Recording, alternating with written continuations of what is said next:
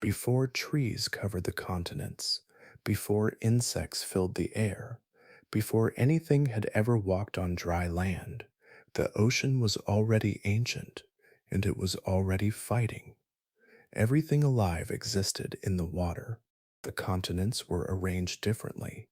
The chemistry of the sea was different, and the animals moving through it belonged to worlds that have almost completely disappeared. Somewhere in that ancient ocean, something had already claimed the advantage. It was enormous, a distant relative of the animals that would eventually become squid and octopuses, carrying a shell nearly 6 meters long, about 20 feet, through a sea that had never known a fish or a reptile. For a while, nothing could challenge it. Then something did. That pattern would repeat for the next 400 million years. Something would rise to dominate an ocean. Something else would evolve to challenge it. And what followed was not simply predator versus predator, it was an arms race. One animal developed a better weapon, another developed a defense. The defense created a new weakness, and the next generation exploited it. Across millions of years, two completely different designs for killing could push each other toward forms more specialized and dangerous than anything that had existed before. And then, strangely, the ocean rarely crowned a winner. Both sides disappeared. The evidence is still trapped in the rock. A pliosaur tooth remains embedded in an ichthyosaur vertebra, a wound preserved for 160 million years.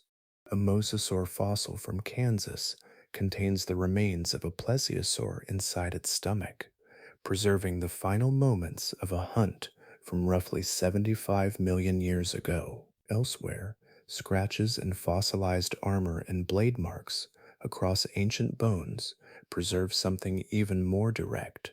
These animals were not simply living beside one another, they were hunting each other. They were competing for the same ancient oceans. And the fossil record preserves the consequences: five rivalries, five different eras, five oceans that no longer exist. Each one reveals a different way predators responded when another predator became too powerful to ignore. And beneath all of them is a pattern that has been repeating for hundreds of millions of years. The ocean creates something dangerous. Then, sooner or later, something else rises to challenge it. Tonight, we're going back through five ancient oceans to follow the rivalries written into the bones, examine what happened when these predators met, and uncover the pattern connecting all five. Before we continue, if you're enjoying this kind of journey through the natural world, a quick like and subscribe helps support the channel and gives us the chance to keep bringing these stories to you. And if there's a prehistoric creature you've always found fascinating, feel free to share it in the comments.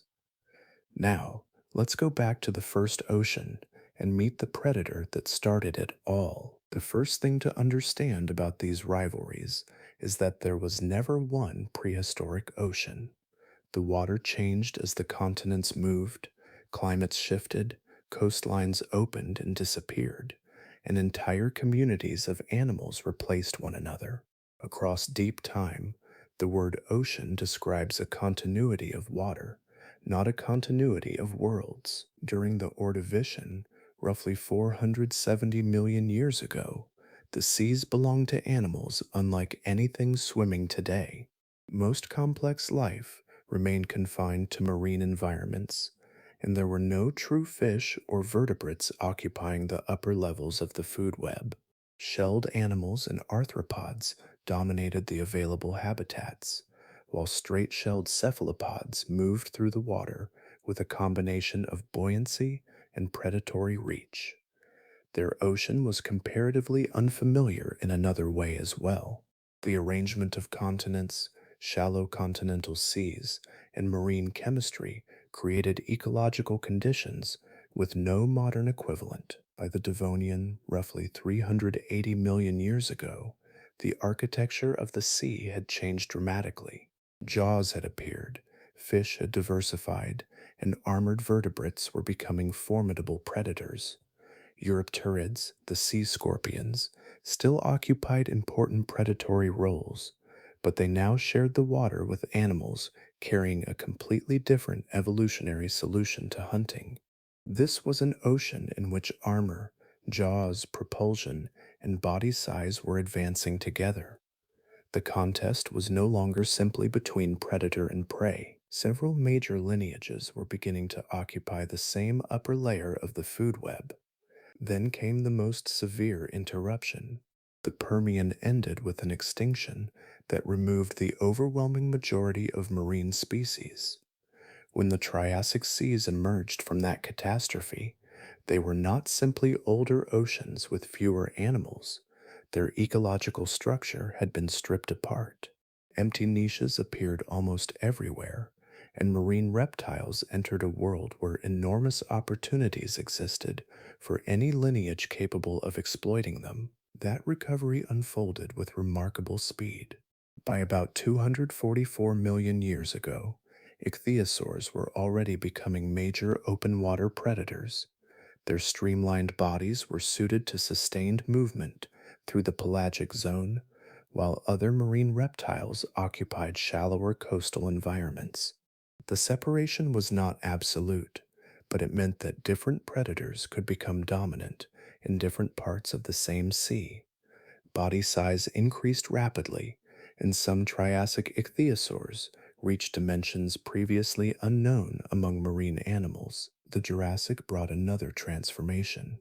Around 160 million years ago, the seas were warm and biologically productive, supporting dense communities of fish, cephalopods, marine reptiles, and other prey. Ichthyosaurs remained highly specialized for life in open water, while plesiosaurs and plesiosaurs exploited different combinations of pursuit, ambush, and maneuverability. Their coexistence created overlapping territories rather than a single uniform hunting ground. The ocean had become a layered landscape, with depth, distance from shore, and prey distribution shaping where each predator could succeed. By the Cretaceous, roughly 90 million years ago, the marine world had changed again. Continents were positioned differently. Inland seas reached far across areas that are dry land today, and marine reptiles had diversified into an extraordinary range of forms. Mosasaurs were spreading through this environment, while plesiosaurs remained established in several ecological roles.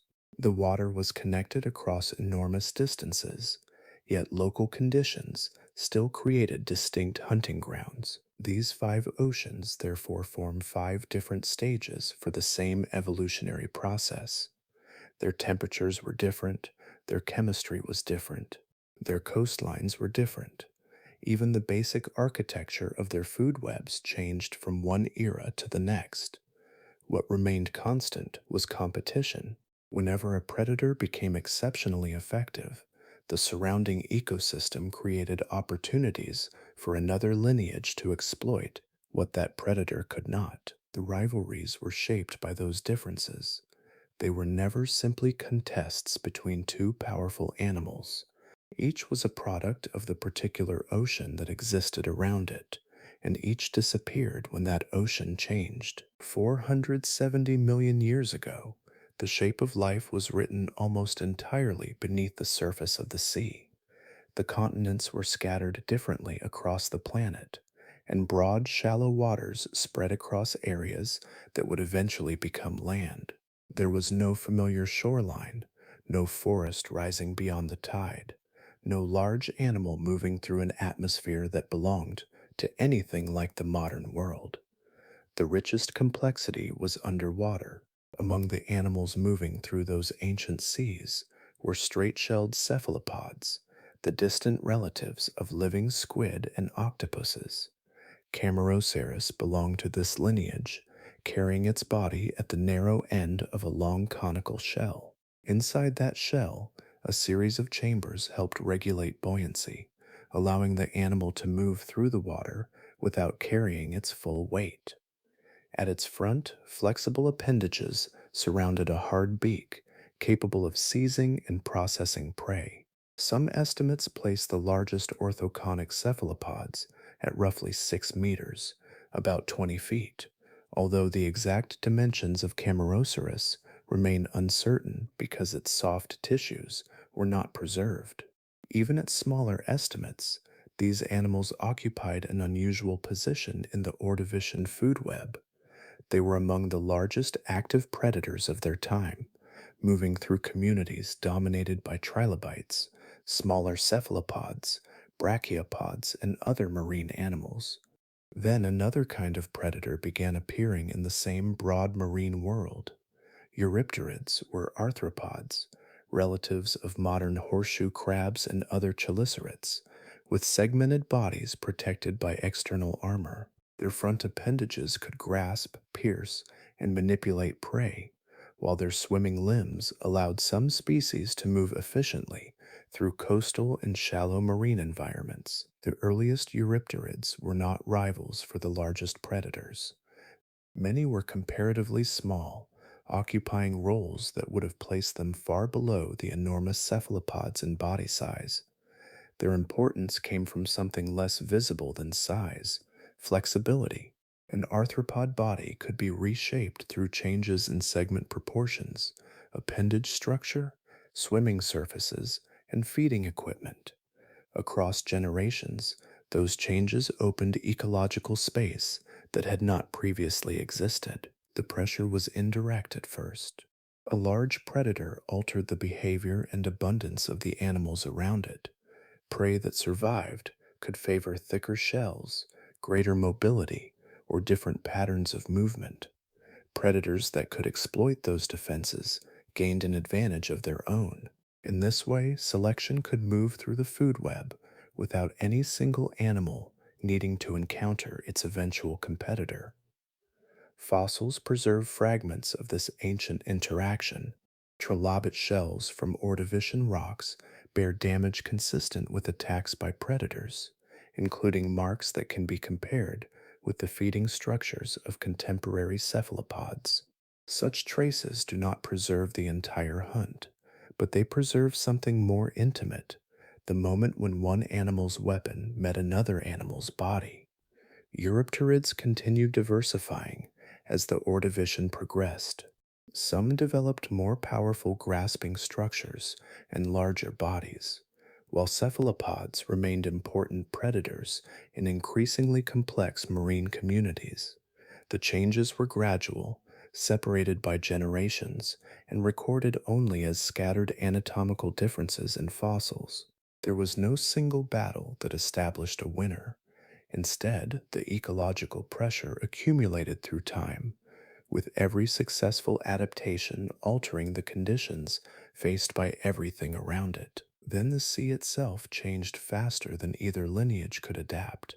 Around 443 million years ago, the late Ordovician mass extinction brought severe cooling, glaciation, falling sea levels, and major disruption to marine ecosystems. Roughly 85% of marine species disappeared across the event. The largest straight-shelled cephalopods were among the lineages that vanished, while Eurypterids survived into the next chapter of marine history. The first great contest had therefore ended without a decisive predator defeating its rival. The record left behind was more subtle than that, scattered through shells, armor, and changing body plans, showing how competition could begin long before two apex predators ever met in direct combat. The shoreline communities of the Silurian were changing in ways that could be measured not only by the animals appearing in the water, but by the architecture of their bodies. Eurypterids had survived the Ordovician collapse, and some were beginning to occupy ecological spaces once held by larger predators. Their success was no longer based simply on surviving. It was becoming a matter of scale. Pterygotus was among the most distinctive examples. Its body could exceed 1.5 meters, about 5 feet, and its enlarged front appendages formed grasping structures suited to seizing fish and other arthropods.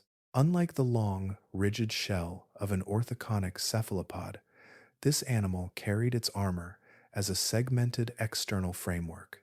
Each segment could move against the next, giving the body flexibility while retaining protection. That flexibility mattered as the vertebrates around it changed.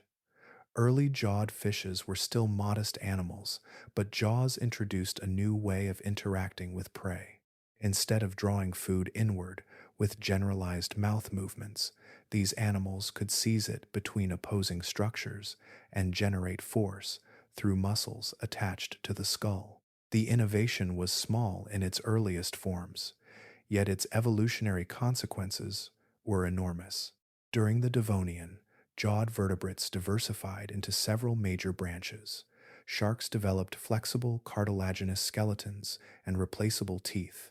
Lobe-finned fishes developed robust internal skeletons and muscular fins. Ray-finned fishes refined a different style of swimming and feeding. Placoderms surrounded themselves with bony armor while developing increasingly specialized jaws. The Eurypterids were changing at the same time. Their own lineage continued experimenting with body size, swimming surfaces, grasping appendages, and armored proportions. Evolution was not directing both groups toward a predetermined battle. Each lineage was responding to opportunities and pressures within the same expanding marine food webs, and the result was an overlap between two very different mechanical solutions to predation. Jaekelopterus renaniae represents the upper limit reached by the Eurypterid experiment. Fossils from Germany indicate an animal that may have approached 2.5 meters, about 8 feet, making it the largest known arthropod in the fossil record. Its size is especially striking because arthropods are constrained by the demands of supporting and moving an external skeleton. Reaching such dimensions required an environment capable of supplying enough energy to sustain the body and enough oxygen to support its metabolism. Elsewhere in the Devonian seas, placoderms were approaching their own extremes. Dunkleosteus torelli developed a heavily armored head and trunk, while its jaws were formed from sharpened bony plates rather than conventional teeth. The edges could maintain cutting surfaces through contact, allowing the animal to process prey with a mechanism unlike that of either sharks or eurypterids. Its skull was also built for rapid movement. Muscles and joints worked together to open the jaws with unusual speed, while the interlocking plates concentrated force along narrow cutting edges. Estimates of the animal's body length commonly reach around 6 meters, about 20 feet, although the total length remains uncertain because the softer portions of the body were rarely preserved. By the later Devonian, these two lineages had arrived at remarkably different forms of predatory specialization. One carried articulated claws and an external skeleton. The other carried internal armor and self-sharpening blades. Their bodies reveal no simple hierarchy of design. Each was an answer to the physical demands of its own evolutionary history, refined through countless generations in seas where other predators were evolving at the same time. The fossil record preserves fragments of that overlap, not as a single encounter, but as traces left in armor, appendages, and damaged surfaces. Those traces belong to animals that had become extraordinarily effective at occupying the upper reaches of their ecosystems, while the ocean around them continued changing beneath the scale of their individual lifetimes. The most revealing evidence of an ancient predator is sometimes not the predator itself, but the damage left behind on something it touched. In Devonian rocks, those traces can preserve a moment of contact long after flesh, muscle, and movement have disappeared. For Jaekelopterus and Dunkleosteus, however, the fossil record requires some care. There is strong evidence that both were formidable predators, and their anatomy shows that each possessed tools capable of handling difficult prey. Direct evidence proving that these two particular species regularly attacked one another is much harder to establish. The distinction matters because a damaged fossil can preserve an interaction without revealing the entire circumstances that produced it. Jaekelopterus carried enormous grasping appendages at the front of its body. These structures, called chelicerae, were articulated like complex mechanical arms, with joints that allowed the animal to seize and manipulate objects. Their proportions suggest considerable strength, especially in the larger pterygoid eurypterids. Instead of relying on a single crushing surface, the animal could bring opposing structures together around prey, concentrating force through relatively narrow points. Dunkleosteus solved the same problem from an entirely different direction. Its head was enclosed in thick, bony armor, while the jaws consisted of sharpened plates that met along cutting edges. There were no conventional teeth to replace when worn. Instead, the opposing plates could maintain their edges through repeated contact, producing a self-sharpening mechanism integrated directly into the skull. That arrangement created an unusual combination of strength and speed. Reconstructed jaw mechanics indicate that Dunkleosteus could open and close its mouth extremely rapidly, while the shape of the skull allowed powerful muscles to generate substantial force. Its feeding system was not simply a heavy pair of jaws, it was a coordinated structure in which motion and cutting geometry worked together. The armor of a large eurypterid presented a very different target. Its external skeleton was made from layered biological material, divided into segments that provided protection while retaining mobility. The joints between those segments were inherently more flexible than the broad armored surfaces surrounding them. For a predator equipped with grasping appendages, such boundaries represented mechanically distinct parts of the body. This is where the idea of an arms race becomes especially useful. Evolution does not need to produce a conscious contest. If a predator becomes better at penetrating armor, individuals carrying stronger defenses may survive more often. If prey become harder to penetrate, predators that can generate greater force or find vulnerable regions gain an advantage. Over many generations, those small differences accumulate into radically different anatomical forms. Biomechanical studies of large pterygoid eurypterids have found that their appendages could withstand substantial loads, supporting the interpretation that these structures were capable of handling robust prey. Modeling of Dunkleosteus has likewise shown that its cutting plates could generate stresses capable of damaging substantial biological material.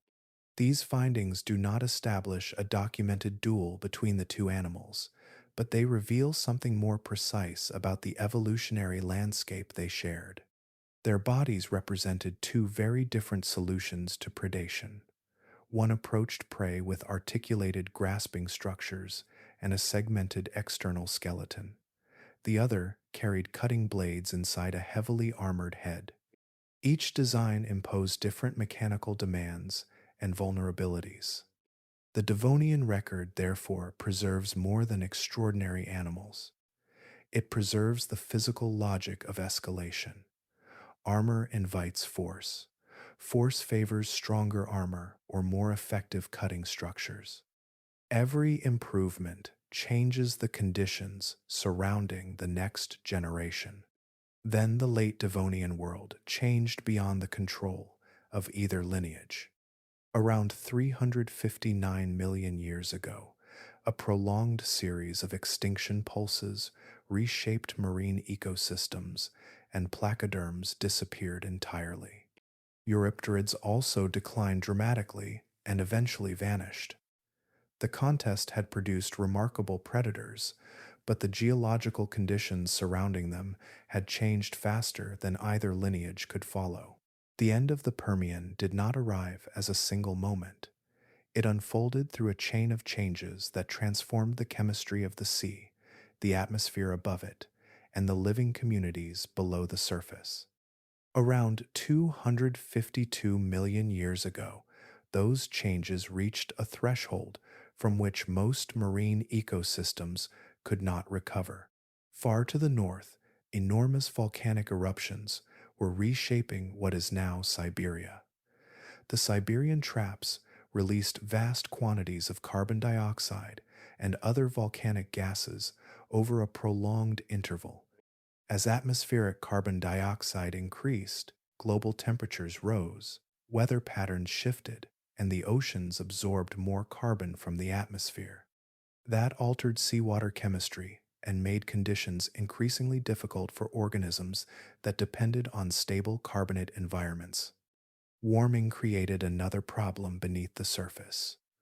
Warmer water holds less dissolved oxygen, while changes in ocean circulation could reduce the delivery of oxygen into deeper environments.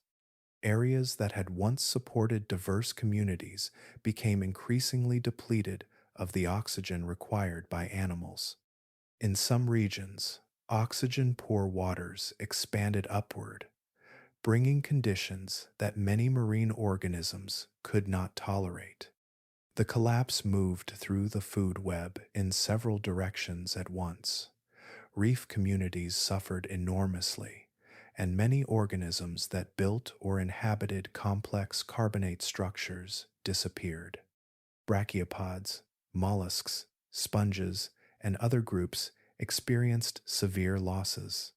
Trilobites, which had persisted through hundreds of millions of years of changing oceans and earlier extinction events, disappeared completely. Their final fossils mark the end of an entire evolutionary lineage that had existed since the early Paleozoic seas. The numbers are difficult to hold in the mind. Estimates vary according to how extinction is measured, but roughly 80 to 90% of marine species disappeared during the crisis. Entire ecological roles vanished with them. Predators lost prey. Filter feeders lost the communities that sustained them. Reef dwellers lost the structures that had provided shelter and feeding grounds. The ocean was not merely carrying fewer species. Its network of relationships had been torn apart. Even after the eruptions began to subside, recovery did not mean an immediate return to the previous world. Survivors entered seas where familiar competitors were gone, habitats had changed, and food webs had to be assembled again from the organisms that remained. Some small generalist animals were able to persist because they demanded less from their surroundings and could exploit whatever resources were still available. Marine reptiles were among the newcomers. Their ancestors had only recently begun returning to the water from terrestrial environments, and the devastated Triassic seas offered ecological opportunities that had scarcely existed before the extinction. Early forms were still relatively modest, but the absence of established marine predators left open spaces throughout the food web.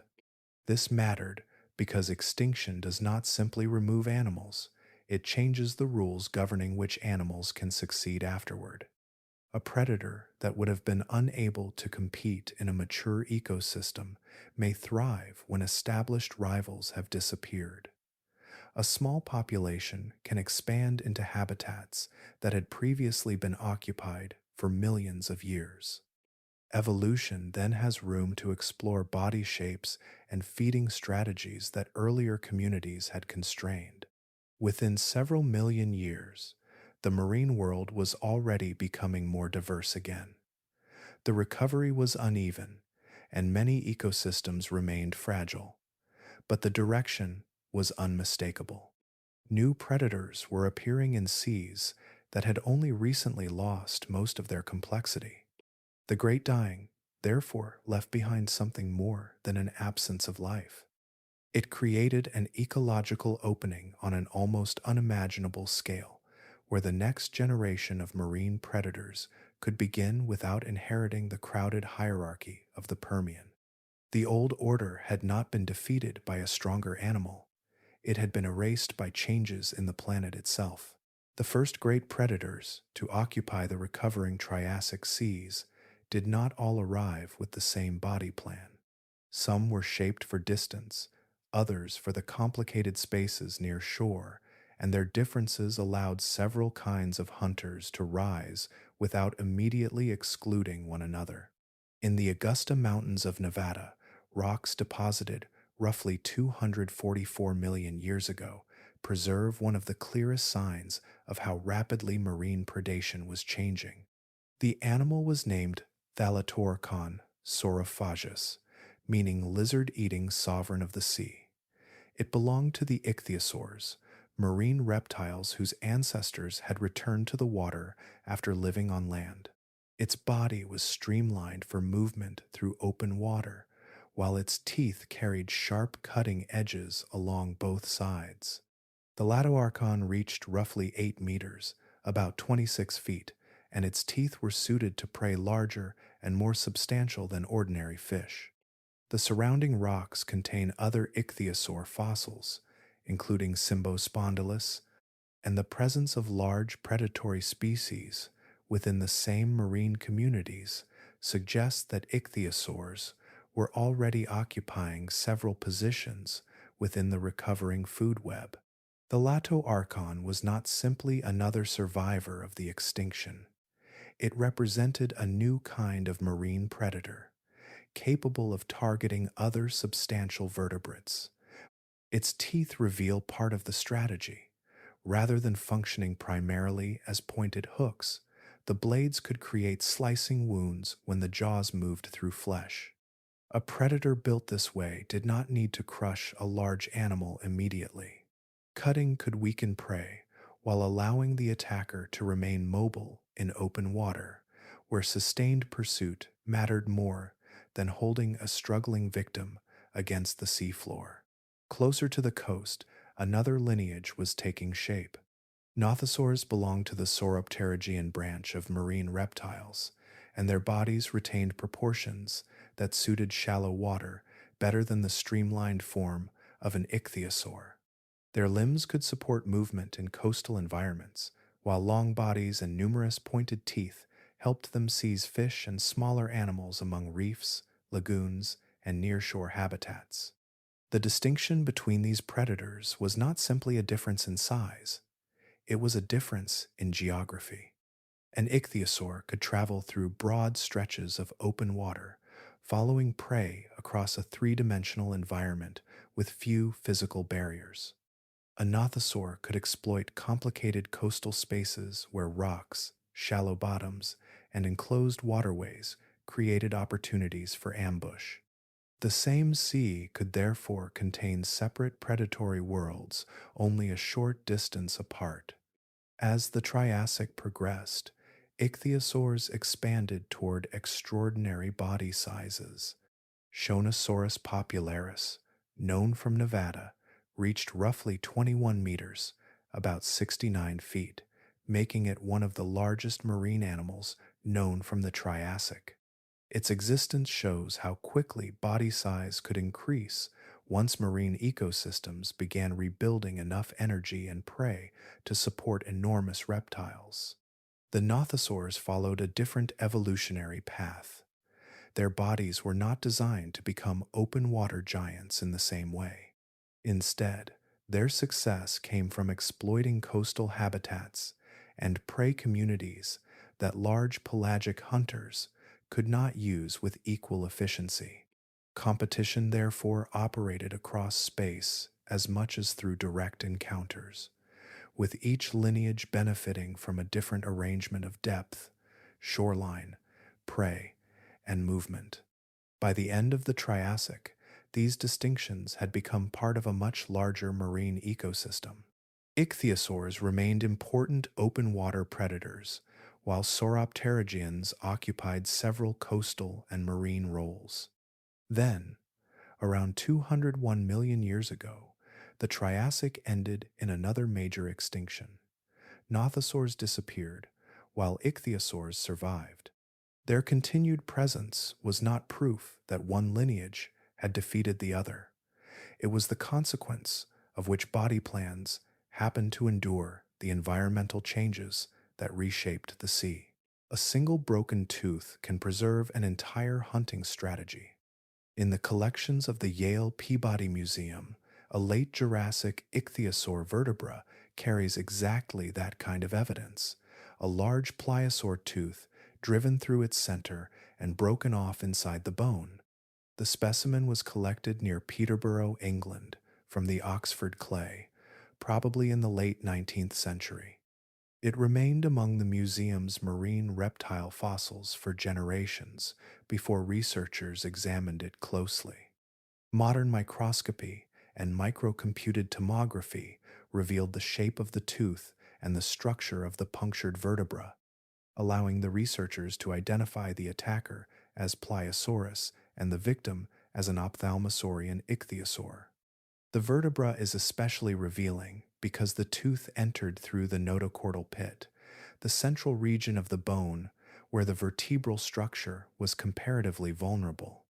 Its position is consistent with a strike delivered from beneath the body, an angle that fits an ambush in open water. The researchers favor predation, although scavenging cannot be ruled out completely. The fossil therefore preserves a strong physical case for an attack without pretending to show more than the evidence allows. Around 160 million years ago, ichthyosaurs had already spent tens of millions of years refining a body built for fast marine movement. Their streamlined shapes reduced drag, while large eyes in some ophthalmosaurians were suited to hunting under dim conditions. They were not passive inhabitants of the Jurassic seas. They were active predators, capable of pursuing mobile prey through a three-dimensional environment where acceleration and endurance could determine the outcome of an encounter. Pliosaurs approached that same environment differently. Their bodies were compact, their heads enormous, and their necks comparatively short. Four powerful flippers provided propulsion, while reinforced skulls and large teeth allowed them to seize substantial prey. Instead of following a target indefinitely, a pliosaur could exploit concealment, position itself beneath another animal, and convert a brief burst of movement into a powerful bite. The broken tooth suggests how much force could be concentrated into such an encounter. The tooth did not simply leave a surface mark. It penetrated the vertebra deeply enough to fracture at the point of impact, leaving its tip embedded in the victim. That small fragment became a record of contact between two animals occupying very different positions within the same marine ecosystem. Pliosaurus was not necessarily specialized only for ichthyosaurs. Pliosaurids were capable macropredators that could exploit fish and other marine reptiles, and their feeding anatomy indicates a strategy built around grasping and controlling substantial prey. Their skulls were strengthened to withstand the stresses of biting, while the teeth were shaped for penetration rather than delicate feeding. The fossil matters because it changes the evidence from possibility to direct interaction. Earlier studies had inferred that pliosaurs could have preyed upon ichthyosaurs from anatomy, bite mechanics, and the overlap of their ecological roles. Here, the contact itself is preserved in bone. A predator struck, a tooth broke, and the evidence remained attached to its victim for roughly 160 million years. The Jurassic Ocean, therefore, contained more than separate lineages of successful predators. Their boundaries could overlap at the level of individual animals, and when they did, the difference between hunter and hunted could be written into a single vertebra. The encounter also reveals something about the structure of Jurassic predation itself. Speed alone did not determine survival. A fast swimmer could still be vulnerable when another predator controlled the direction of approach, the depth of the attack, and the instant of contact. In that moment, the open sea became an ambush ground entirely. The disappearance of the ichthyosaurs was not written into a single layer of rock. There is no final skeleton showing a last hunt, no preserved wound marking the moment an ancient dynasty ended. Their decline is visible instead through the changing shapes, sizes, and distributions of fossils scattered across millions of years. By the late Jurassic, the conditions that had supported large ichthyosaurs were becoming less favorable. These reptiles had spent much of their evolutionary history as highly specialized open water predators, with streamlined bodies built for sustained swimming and eyes adapted to hunting in dim marine environments. That specialization had been extraordinarily successful, but it also tied their fortunes closely to the structure of the pelagic food web. The great pliosaurs occupied a different part of that system. Their massive skulls and powerful jaws allowed them to exploit large vertebrate prey, while their broad flippers provided bursts of acceleration. They were not simply replacing ichthyosaurs one animal at a time. They belonged to a broader community of marine predators whose expanding roles changed where different forms of prey could remain abundant. Other pressures were developing as well. Jurassic marine ecosystems were reorganizing, fish communities were changing, and new groups of predators were becoming established. Ichthyosaurs continued to survive in several regions, but their diversity gradually narrowed. Some later forms became smaller and more specialized, while the enormous body sizes that had characterized earlier stages of their history became increasingly uncommon. This pattern is important because extinction can begin long before the final fossil appears. A lineage may remain present while losing species, geographic range, body size diversity, and ecological flexibility. From a human perspective, the animals are still there. From an evolutionary perspective, the available pathways are already contracting. The decline also cannot be reduced to a simple pliosaur victory. Most major pliosaur lineages disappeared before the ichthyosaurs themselves vanished, with the Great Jurassic Pliosaur era ending around the close of the Jurassic. The later disappearance of ichthyosaurs occurred roughly 90 million years ago, during the Cretaceous, long after many of those giant pliosaurs had already left the seas. That timing changes the meaning of the rivalry. The tooth preserved inside the ichthyosaur vertebra records direct predation, but it does not record the mechanism of extinction. One predator could kill one individual. It could not, by itself, explain the disappearance of an entire lineage millions of years later. The later Cretaceous marine world was becoming different again. New predators were spreading through coastal and open water habitats, including mosasaurs, which had evolved from terrestrial lizards and were still in the early stages of their transformation when ichthyosaurs were approaching their final disappearance. Their diversification added another layer of ecological competition to seas already reorganized by changing prey communities and predator distributions. The ichthyosaurs, therefore, seem to have faded through a combination of ecological and environmental pressures rather than a single defeat. Their final representatives survived into a world increasingly unlike the one that had produced their greatest forms. Eventually, around 90 million years ago, the lineage ended. Nothing dramatic had to happen on the final day. Evolutionary disappearance can be almost imperceptible while it is occurring, a reduction repeated through generations until an animal that once occupied enormous stretches of ocean becomes increasingly uncommon, then restricted, then absent. For the ichthyosaurs, the end was not a battle lost in an instant. It was the gradual closing of ecological possibilities around a lineage that had spent more than 150 million years mastering life in the sea. Their history shows how ecological success can become tightly connected to particular conditions, and how a lineage may remain formidable even while the world that made it successful is gradually becoming something else.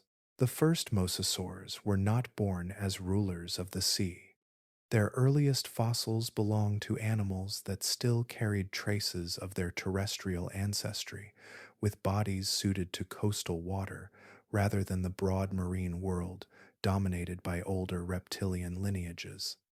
They entered an ocean already crowded with specialists, yet their evolutionary story was only beginning. Their ancestors belonged to the varanid lizards, relatives of the monitor lizards that still move across tropical landscapes today. Somewhere around 100 million years ago, some of these reptiles began spending increasing amounts of time in water. Limbs became more useful for steering than walking, bodies lengthened, and swimming gradually became central to survival. Each generation inherited a body slightly better suited to the sea than the one before it.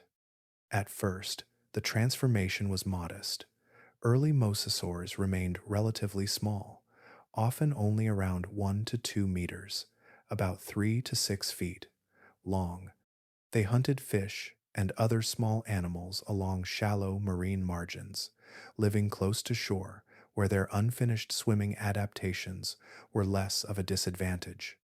Nearby, plesiosaurs had already spent tens of millions of years refining their own marine bodies. Their long necks, broad paddles, and specialized swimming styles belonged to lineages that had been shaped by the ocean since the Triassic. Yet the advantage of the established body plan carried its own limits. Plesiosaurs were highly specialized, and specialization can narrow the number of evolutionary paths available to a lineage. Mosasaurs entered the same environment with fewer constraints.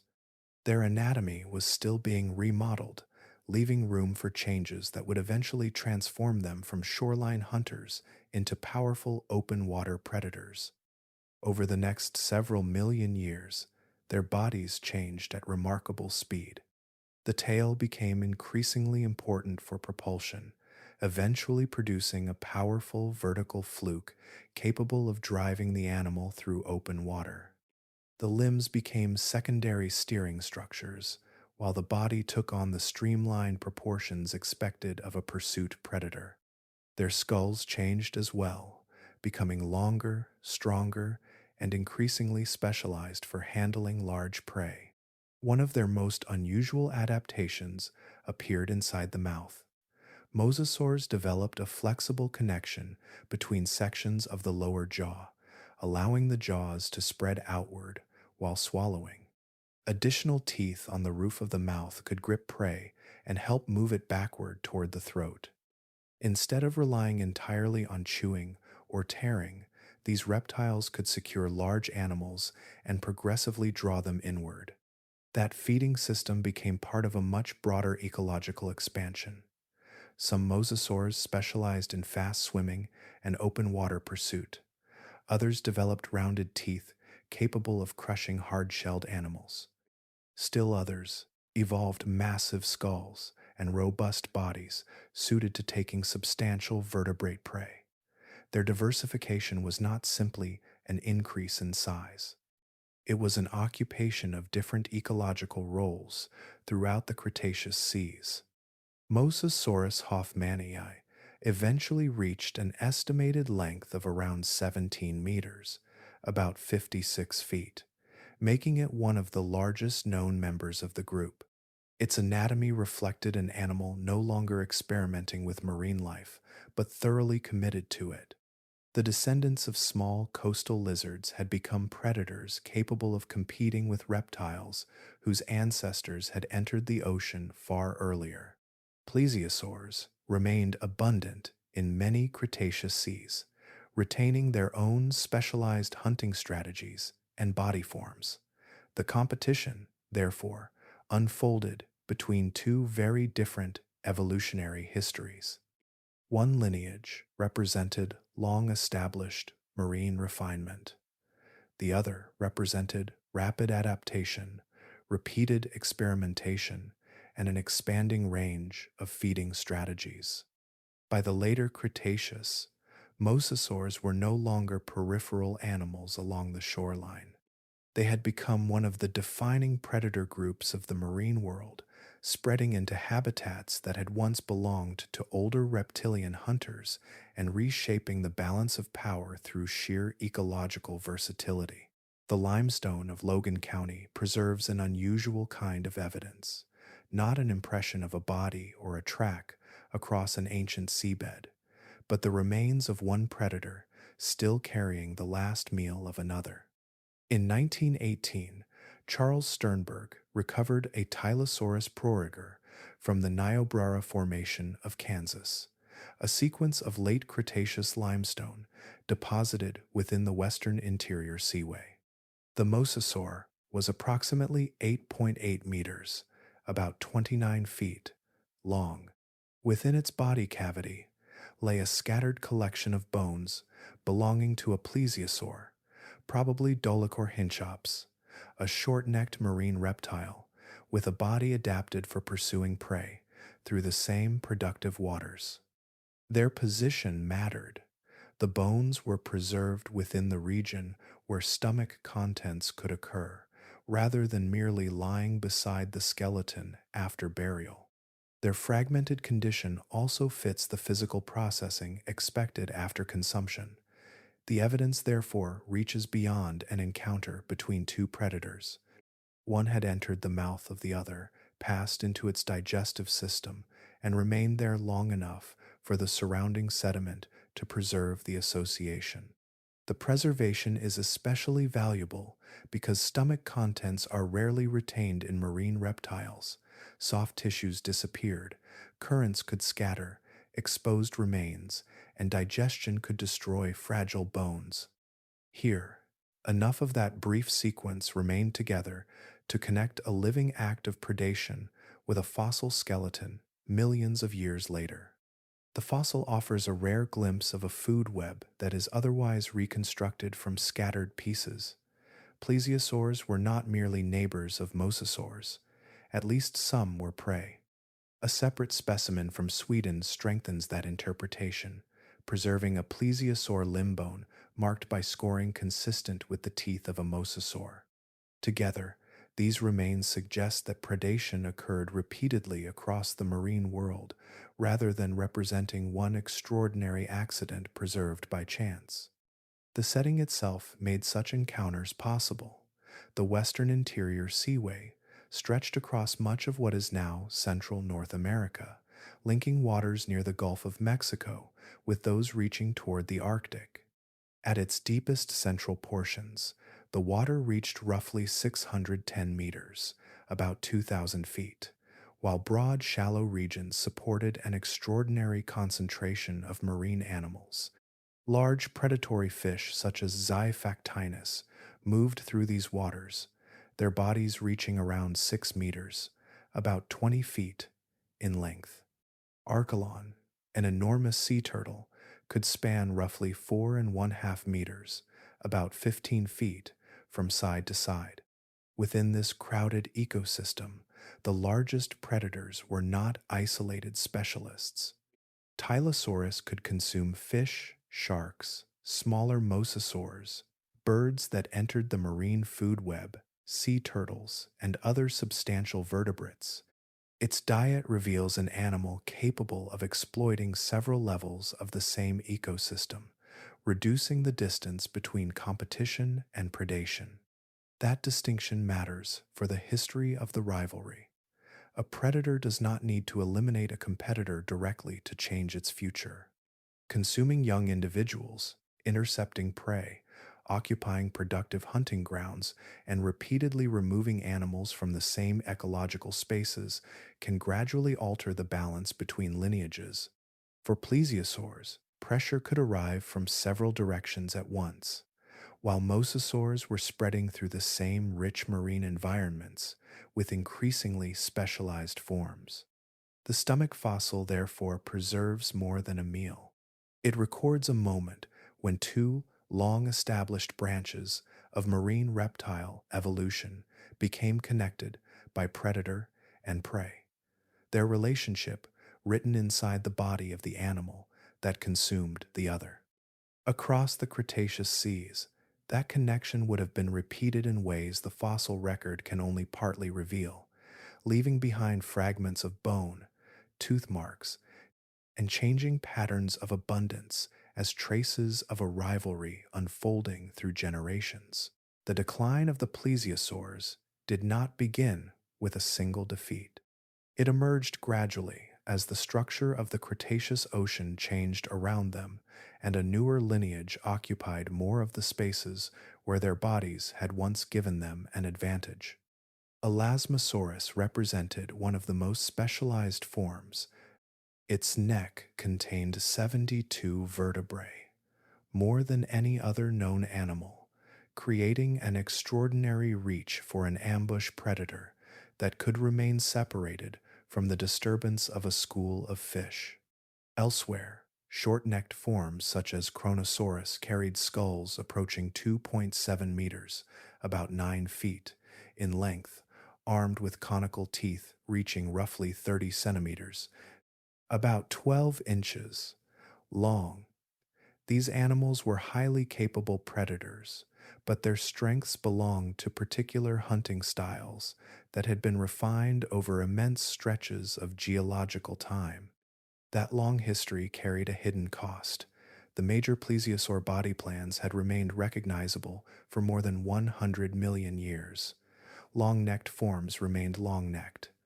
Short-necked pliosaurs remained built around massive heads and compact bodies.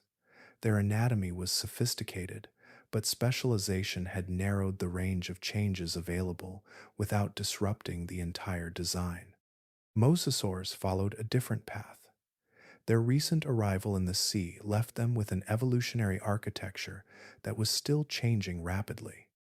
New species appeared, body proportions shifted, swimming strategies diversified, and feeding structures became increasingly varied. A scientific analysis published in 2020 found that mosasauroid diversification was accelerating during the late Cretaceous, while plesiosaur diversification was declining. The difference was not simply that one group became stronger. One group was changing faster. That distinction mattered because competition in an ecosystem extends far beyond direct encounters between the largest predators. A mosasaur, adapted for open water pursuit, could exploit prey unavailable to another form.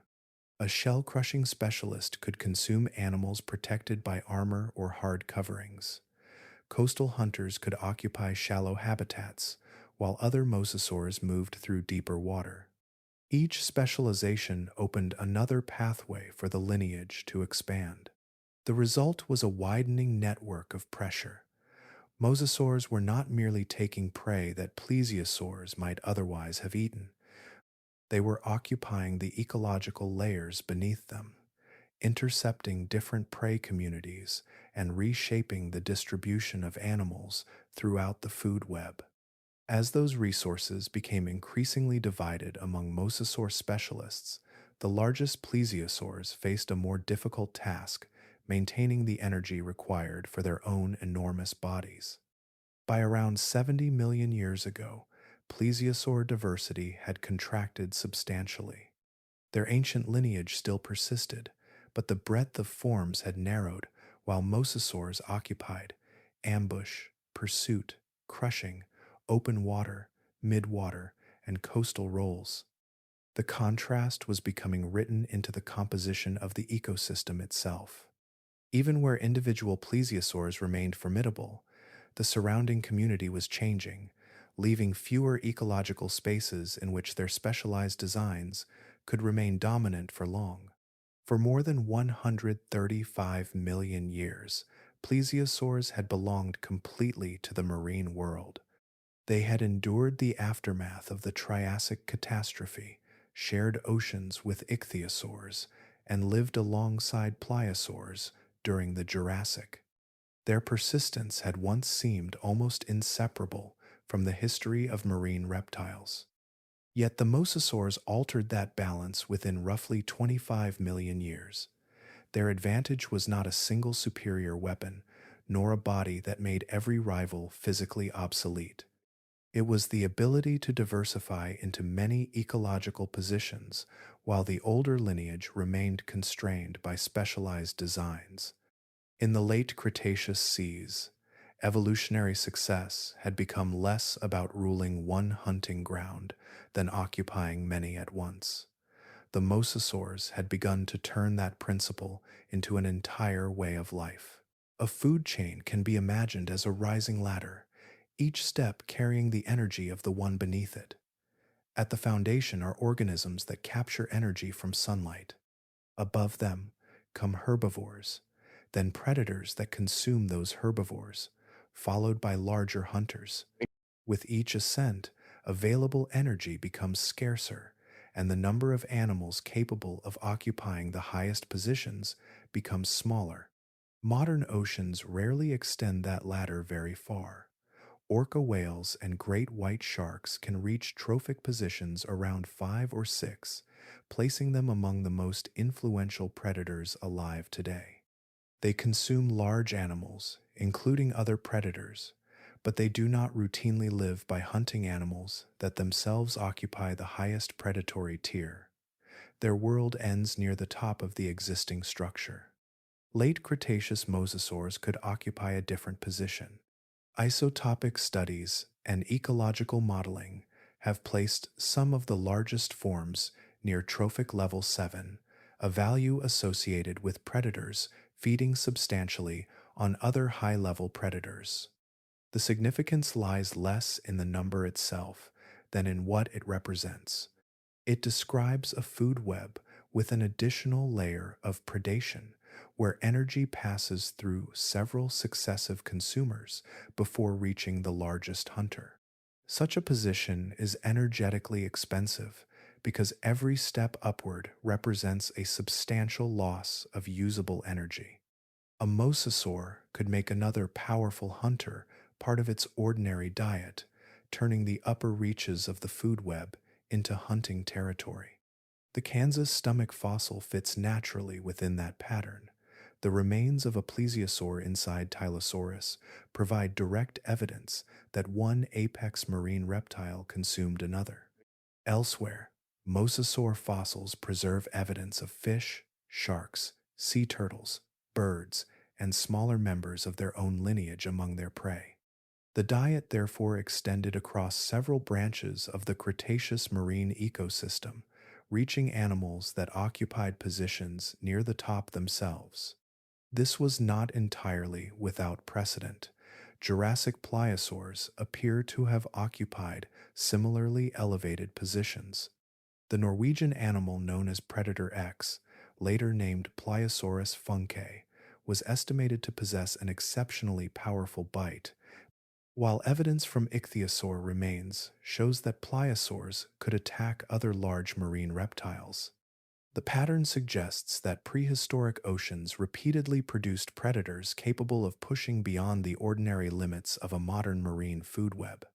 What makes the Cretaceous especially distinctive is the breadth of the mosasaur radiation. Different forms occupied different hunting strategies, while the largest species could consume substantial predators within the same ecosystem. Their influence, therefore, reached downward through several layers at once.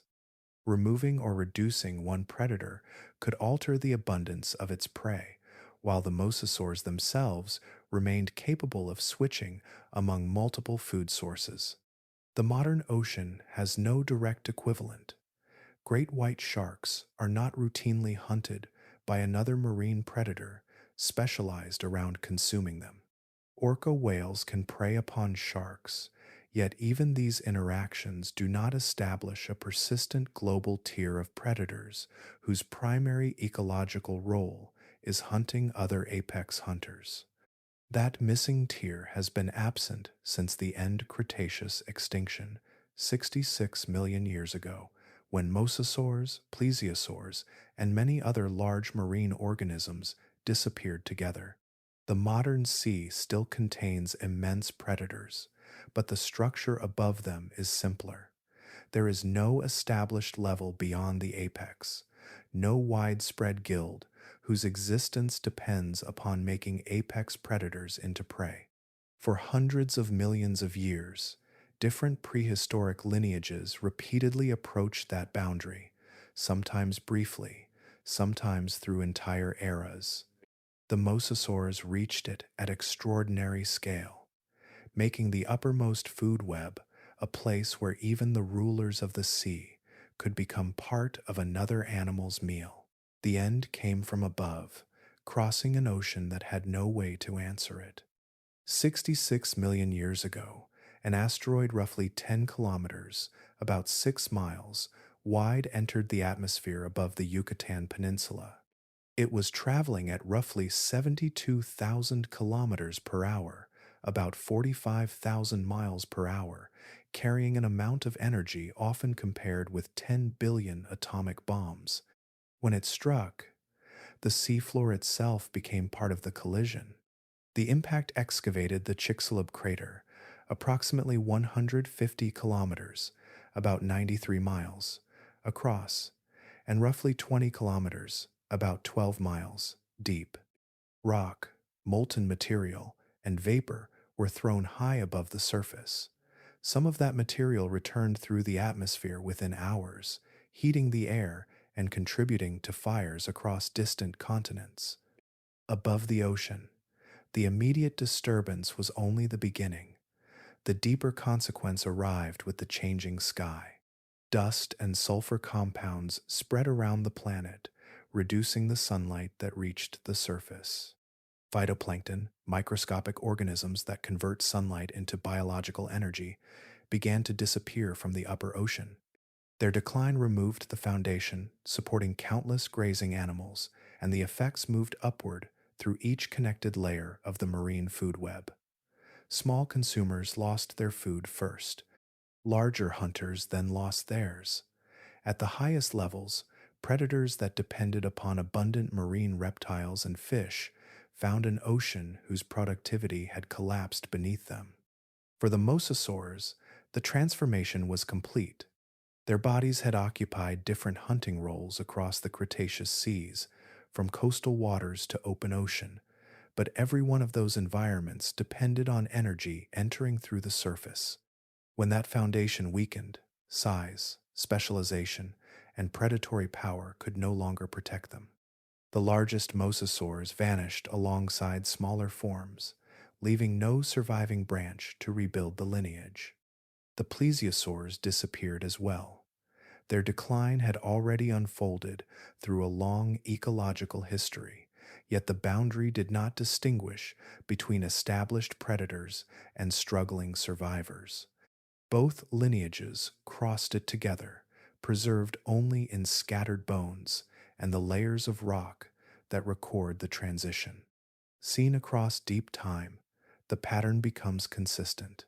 The Ordovician extinction disrupted the first rivalry and removed Cameroceras. The Devonian extinction eliminated Dunkleosteus and Jaekelopterus together. The Triassic-Jurassic extinction removed the nothosaurs, while ichthyosaurs continued. Competitive pressure helped end the long reign of ichthyosaurs without requiring a single victorious predator. Then the Cretaceous-Paleogene extinction erased the mosasaurs and plesiosaurs together. Each ending came from outside the contest itself.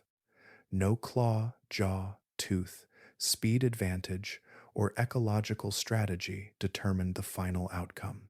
The rivals could shape one another through competition, but neither could control the planetary conditions surrounding them. Their victories and defeats mattered only within boundaries established by a much larger system. The asteroid did not select the strongest animal, the fastest swimmer, or the most adaptable hunter. Its effect traveled through the architecture of the ecosystem, reaching organisms that had never encountered one another directly. A change at the surface could eventually become the disappearance of a predator, several meters, about several feet, long or weighing hundreds of kilograms, about hundreds of pounds. The boundary was ecological rather than anatomical. The ocean had carried these rivalries through hundreds of millions of years, repeatedly rebuilding complexity after catastrophe. Yet recovery never meant restoration of the same world. Each extinction removed lineages, opened habitats, and altered the pathways through which energy moved. What returned was always a new arrangement, assembled from survivors and shaped by the conditions that remained. For millions of years, different predators could rise, diversify, and occupy the highest places in the sea. Yet every reign remained conditional, dependent upon climate, chemistry, sunlight, food webs, and the stability of the planet beneath the water. Placed beside one another, these rivalries form a pattern that reaches beyond any single predator or extinction. Again and again, the ocean produces a dominant hunter, then introduces a challenger built according to a different evolutionary logic. The two lineages expand into overlapping worlds, refine their weapons, and approach the outer boundaries of what their bodies can sustain. Then something larger than either lineage changes the rules. The first pattern appears in the Ordovician seas, where Cameroceras represented one expression of predatory power, while Eurypterids were beginning to explore another. Their bodies belonged to different branches of life, yet both were shaped by the same abundance of marine prey. Competition did not need to produce a single decisive encounter. It was enough for each lineage to occupy more of the available ecological space until the environment itself became the final influence. The Devonian offers a more elaborate version.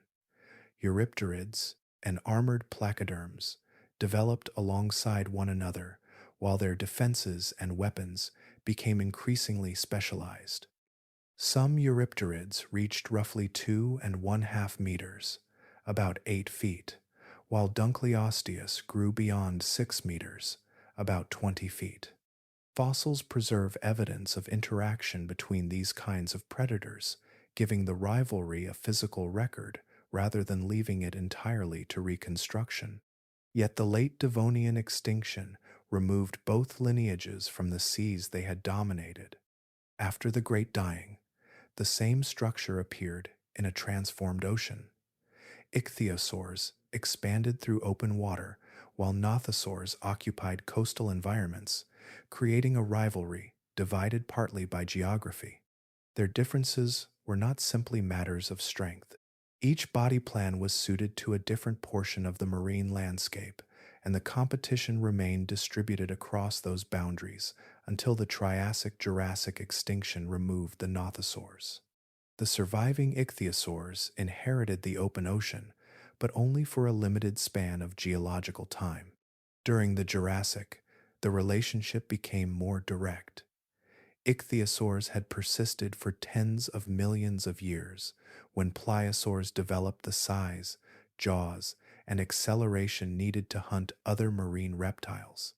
A tooth embedded in an ichthyosaur vertebra preserves one encounter within that broader struggle. Yet the larger story was ecological displacement, as established predators lost access to portions of the prey base that had supported their former abundance. Their disappearance came long before the final Cretaceous catastrophe. The Cretaceous repeated the pattern with another change in tempo. Plesiosaurs represented an ancient marine design refined across more than 100 million years. Mosasaurs arrived later, descended from terrestrial lizards, and transformed their bodies with remarkable speed. Within roughly 25 million years, some had become enormous predators occupying coastal waters, open seas, pursuit niches, and specialized feeding roles. A stomach fossil containing plesiosaur remains provides direct evidence that the rivalry included predation, while broader ecological evidence shows the mosasaurs expanding as plesiosaur diversity contracted. Across all 5 eras, the same tension emerges. A dominant predator is never simply replaced by a stronger version of itself. The challenger brings a different way of moving, feeding, occupying space, or exploiting prey. That difference creates pressure, and pressure encourages further specialization until both lineages approach biological limits imposed by tissue, metabolism, reproduction, and available energy. Even the apparent winners do not escape the pattern. Placoderms disappeared after becoming dominant in Devonian seas. Mosasaurs vanished after becoming the defining apex predators of the Cretaceous. Survival after victory was never guaranteed because ecological success exists inside a planetary system that can change independently of evolutionary competition. The ocean, therefore, behaves less like an arena with a permanent champion and more like a changing set of conditions in which every reign remains temporary. Predators can dominate for millions of years, reshape food webs, and drive extraordinary evolutionary change, yet none can control extinction, climate, chemistry, or the deeper movements of the planet.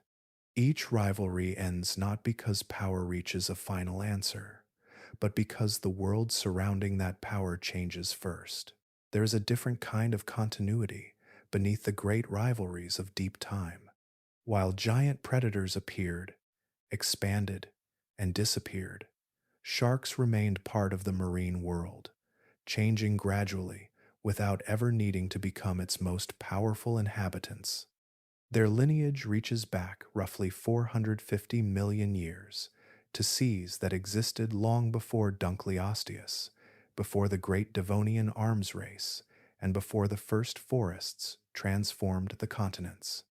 Early shark relatives were already experimenting with cartilage, replaceable teeth, streamlined bodies, and sensory systems suited to finding movement and chemical traces in the water. These traits were not spectacular in isolation, but together they formed a flexible biological foundation. When the late Devonian extinction removed many dominant marine predators, shark lineages persisted. Then came the Great Dying, when roughly 96% of marine species disappeared. Reef communities collapsed, food webs were broken apart, and entire branches of marine life vanished. Sharks survived that transition as well, passing through an ocean whose familiar structure had been almost completely rearranged. Their persistence continued through the Triassic-Jurassic extinction and into the Cretaceous. During those ages, sharks shared the seas with animals vastly larger than themselves. Tylosaurus could reach roughly 9 meters, about 30 feet, while the largest plesiosaurs stretched far beyond the size of most sharks living beside them. Yet sharks did not need to challenge these giants directly. Their advantage was distributed across many species, habitats, diets, and reproductive strategies. Some could remain near the sea floor, others moved through open water, and different forms exploited different prey. Their teeth could be replaced throughout life, allowing repeated wear without requiring a complete redesign of the feeding apparatus. Their skeletons, built largely from cartilage, were lighter than heavily mineralized bones, while their sensory systems allowed them to detect subtle changes in pressure, movement, and dissolved chemicals. The Cretaceous seas, therefore, contained a curious contrast. At the top were predators such as mosasaurs and large plesiosaurs, animals shaped toward enormous size and specialized hunting. Beneath them existed sharks that were generally smaller and less dominant, yet their ecological flexibility gave them more ways to persist when conditions changed. They did not need to control every hunting zone. They only needed enough viable pathways to remain part of the ecosystem. Even the asteroid impact that ended the Cretaceous did not erase them. The collapse of sunlight-driven marine food webs struck sharks through the same ecological network that affected every other predator, but some lineages survived the transition.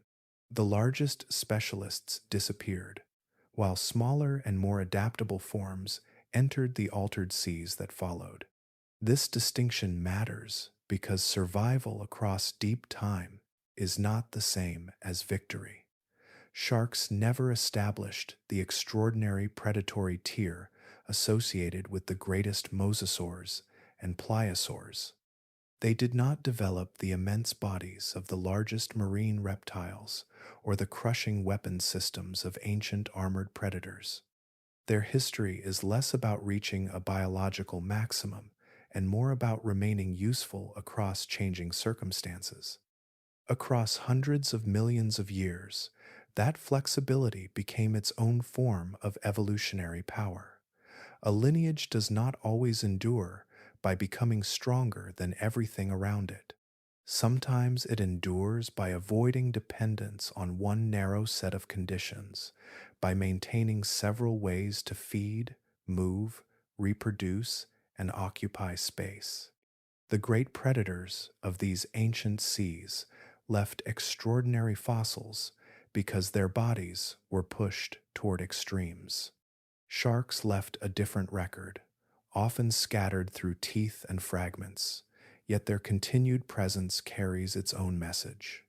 In the long passage of ocean history, the most dominant animal is not necessarily the one best prepared for the next change. Sometimes the lineage that lasts is the one that never needs to become the ruler at all. Across deep time, the same biological pattern appears whenever two powerful predators begin sharing the same resources. An advantage on one side changes the conditions faced by the other, and that change becomes part of the environment in which its descendants are selected. Evolution has no finish line in such a contest. Each successful innovation alters the contest itself. In the Devonian seas, armor and predation became linked in a gradual exchange of pressures. Jaekelopterus carried grasping appendages capable of handling large prey, while placoderms developed increasingly formidable protective structures around vulnerable parts of the body. Greater protection favored greater force. Greater force made additional protection valuable. Over generations, the animals became increasingly specialized for confronting one another, and traces of that escalation remain in damaged armor, repaired injuries, reinforced structures, and jaws shaped around the demands of feeding. The same principle took a different form during the Jurassic.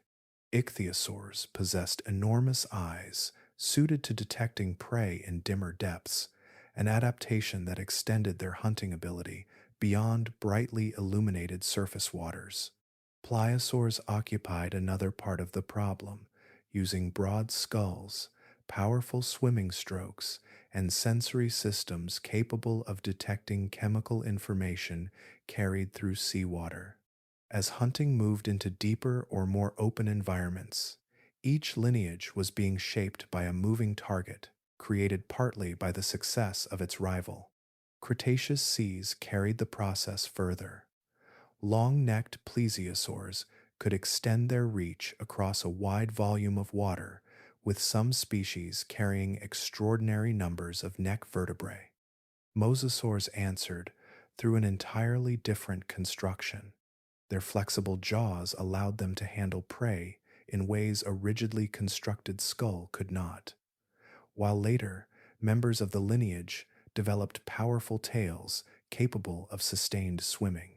One body plan emphasized reach and maneuverability through multiple flippers. The other increasingly emphasized propulsion, grasping, and swallowing. None of these changes existed in isolation. A predator does not evolve larger teeth simply because larger teeth are useful. They become useful because prey, competitors, habitat, and energy availability create circumstances in which the additional investment can produce more descendants. Every improvement, therefore, carries a cost. Larger armor requires material and energy. Larger jaws demand stronger supporting tissues.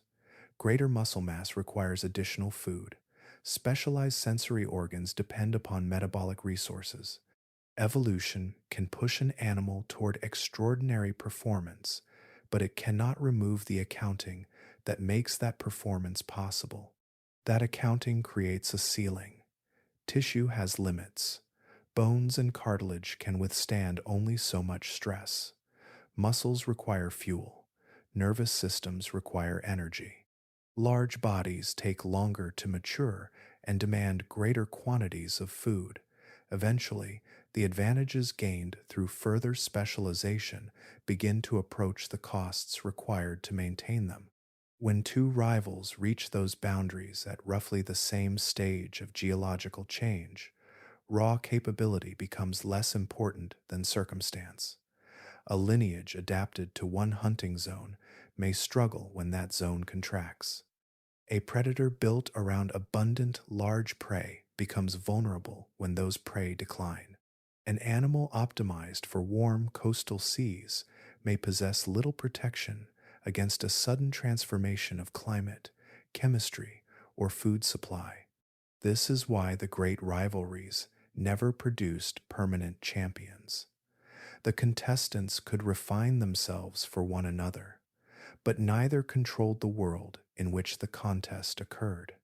The asteroid that ended the Cretaceous rivalry had been traveling through space long before the mosasaurs entered the sea, and the ocean itself had been changing for hundreds of millions of years before either lineage appeared. Power, across deep time, is therefore not simply the ability to overpower a rival. It is the ability to remain viable when the conditions that made that power valuable begin to disappear. The fossil record leaves behind a strange kind of accounting. It preserves teeth, armor, vertebrae, shells, and fragments of skull, yet the clearest pattern is often found in what is no longer there. Across the great marine ecosystems of deep time, extraordinary predators rose into positions of dominance, transformed their surroundings, and eventually disappeared so completely that their worlds can only be reconstructed from stone. Cameroceras is one such absence. The enormous straight-shelled cephalopods that once moved through Ordovician seas have no living counterpart. The giant eurypterids vanished as their marine ecosystems changed. Dunkleosteus and the other great armored placoderms disappeared near the end of the Devonian, leaving behind jaws and armor as reminders of a lineage that had once occupied the highest reaches of its food webs. Later seas produced different forms of power. Thalattoarchon and other Triassic predators belonged to an ocean reshaped after the Great Dying, when marine life was rebuilding itself into unfamiliar arrangements. Pliosaurs, such as Leopleurodon, became formidable Jurassic hunters, while ichthyosaurs occupied another highly specialized path through the same evolving seas. Eventually, both lineages vanished. Their bones remain, but their ecological roles do not. The Cretaceous brought another transformation. Plesiosaurs had persisted through enormous spans of geological change, while mosasaurs arrived much later and rapidly diversified into many marine forms. Some became large predators capable of consuming substantial prey, and their fossils preserve evidence of a food web filled with competition and predation. Then the end Cretaceous extinction removed both lineages together, along with countless other organisms that had occupied the oceans before the catastrophe. What makes these disappearances important is not simply the size of the animals involved. It is the relationship between specialization and changing conditions. An apex predator can become extraordinarily efficient within a particular ecological system. Its skull, teeth, muscles, senses, swimming structures, and energy demands can all become refined around the opportunities available in its world. Yet every refinement also ties the animal more closely to those same opportunities. A lineage that depends upon abundant, large prey carries a different vulnerability from one that can shift between smaller prey, habitats, and feeding strategies. A predator adapted to coastal waters faces different limits from one built for open ocean pursuit. When the surrounding system changes gradually, flexibility can provide room for adjustment. When change arrives faster than evolution can respond, specialization may become a burden. This is why the fossil record does not offer a simple ladder from weaker animals towards stronger ones. It offers branches, experiments, expansions, contractions, and endings. Some lineages reached enormous sizes and occupied remarkable ecological positions. Others remained comparatively modest while surviving environmental upheavals that erased their more specialized contemporaries. The sharks provide one enduring example, but they are not evidence that evolution selects weakness. Their history reflects the value of flexibility, ecological breadth, and the ability to persist without becoming dependent upon a single extreme strategy. Similar lessons appear across many surviving marine groups, from bony fishes to crustaceans, whose ancestors passed through worlds that no longer exist. At geological scale, dominance is therefore temporary by nature. The apex is not a destination preserved forever. It is a position occupied during a particular set of conditions while the ocean continues changing around it. The fossil record remembers the extraordinary animals because they were extraordinary, but it also records their disappearance with the same permanence. Across hundreds of millions of years, the pattern is remarkably consistent. Power can reshape an ecosystem, but it cannot command the conditions that sustain the ecosystem itself. The sea continues to change, and eventually every lineage must meet that change in its own way. The stone beneath Kansas still carries the geometry of an ocean that vanished long before the landscape around it took its modern form. Limestone formed from the remains of marine life now lies beneath dry ground, while the fossils inside it preserve animals that once moved through water above the same sediment. The Tylosaurus stomach fossil is therefore more than a preserved meal. It is a fragment of an environment that no longer has a physical place on the surface of Earth. Far to the north, the Cleveland Shale of Ohio preserves another vanished world. Its dark layers accumulated beneath a warm inland sea where Dunkleosteus once moved through the water. That sea disappeared roughly 359 million years ago, and the coastline, climate, and creatures surrounding it have all been replaced many times since. The rock remains because geology changes landscapes while also storing pieces of what existed before those changes. In Nevada, the Augusta Mountains rise to nearly 2,100 meters, about 6,900 feet above sea level.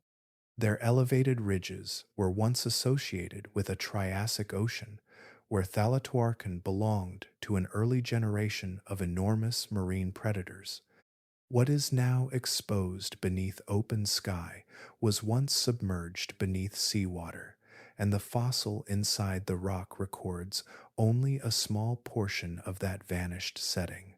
The Burgess Shale carries the same transformation into an even older world. Its fossil layers formed in a marine environment more than 500 million years ago, preserving animals that lived along underwater slopes and beneath ancient seas. Today, those layers are part of the Canadian Rockies. The journey from seafloor to mountain required immense movements of Earth's crust, burial, compression, uplift, and erosion, all occurring so slowly that individual lives disappear completely within the scale of the process. Even the water itself has no fixed history. The molecules that filled those ancient seas did not remain there. Water has moved through clouds, rivers, glaciers, soils, living organisms, and oceans across immense stretches of time. Some of the water surrounding a prehistoric predator may have later passed through the atmosphere, become ice near the poles, entered the body of another organism, and eventually returned to the sea. The ocean persists, but no ancient ocean remains physically intact. What survives is the mineral record. Calcium carbonate, silica, iron, and other materials accumulated around remains, hardened under pressure, and became part of the geological architecture of the continents. Bones dissolved or mineralized. Shells became layers. Sediment buried bodies before scavengers could erase them completely.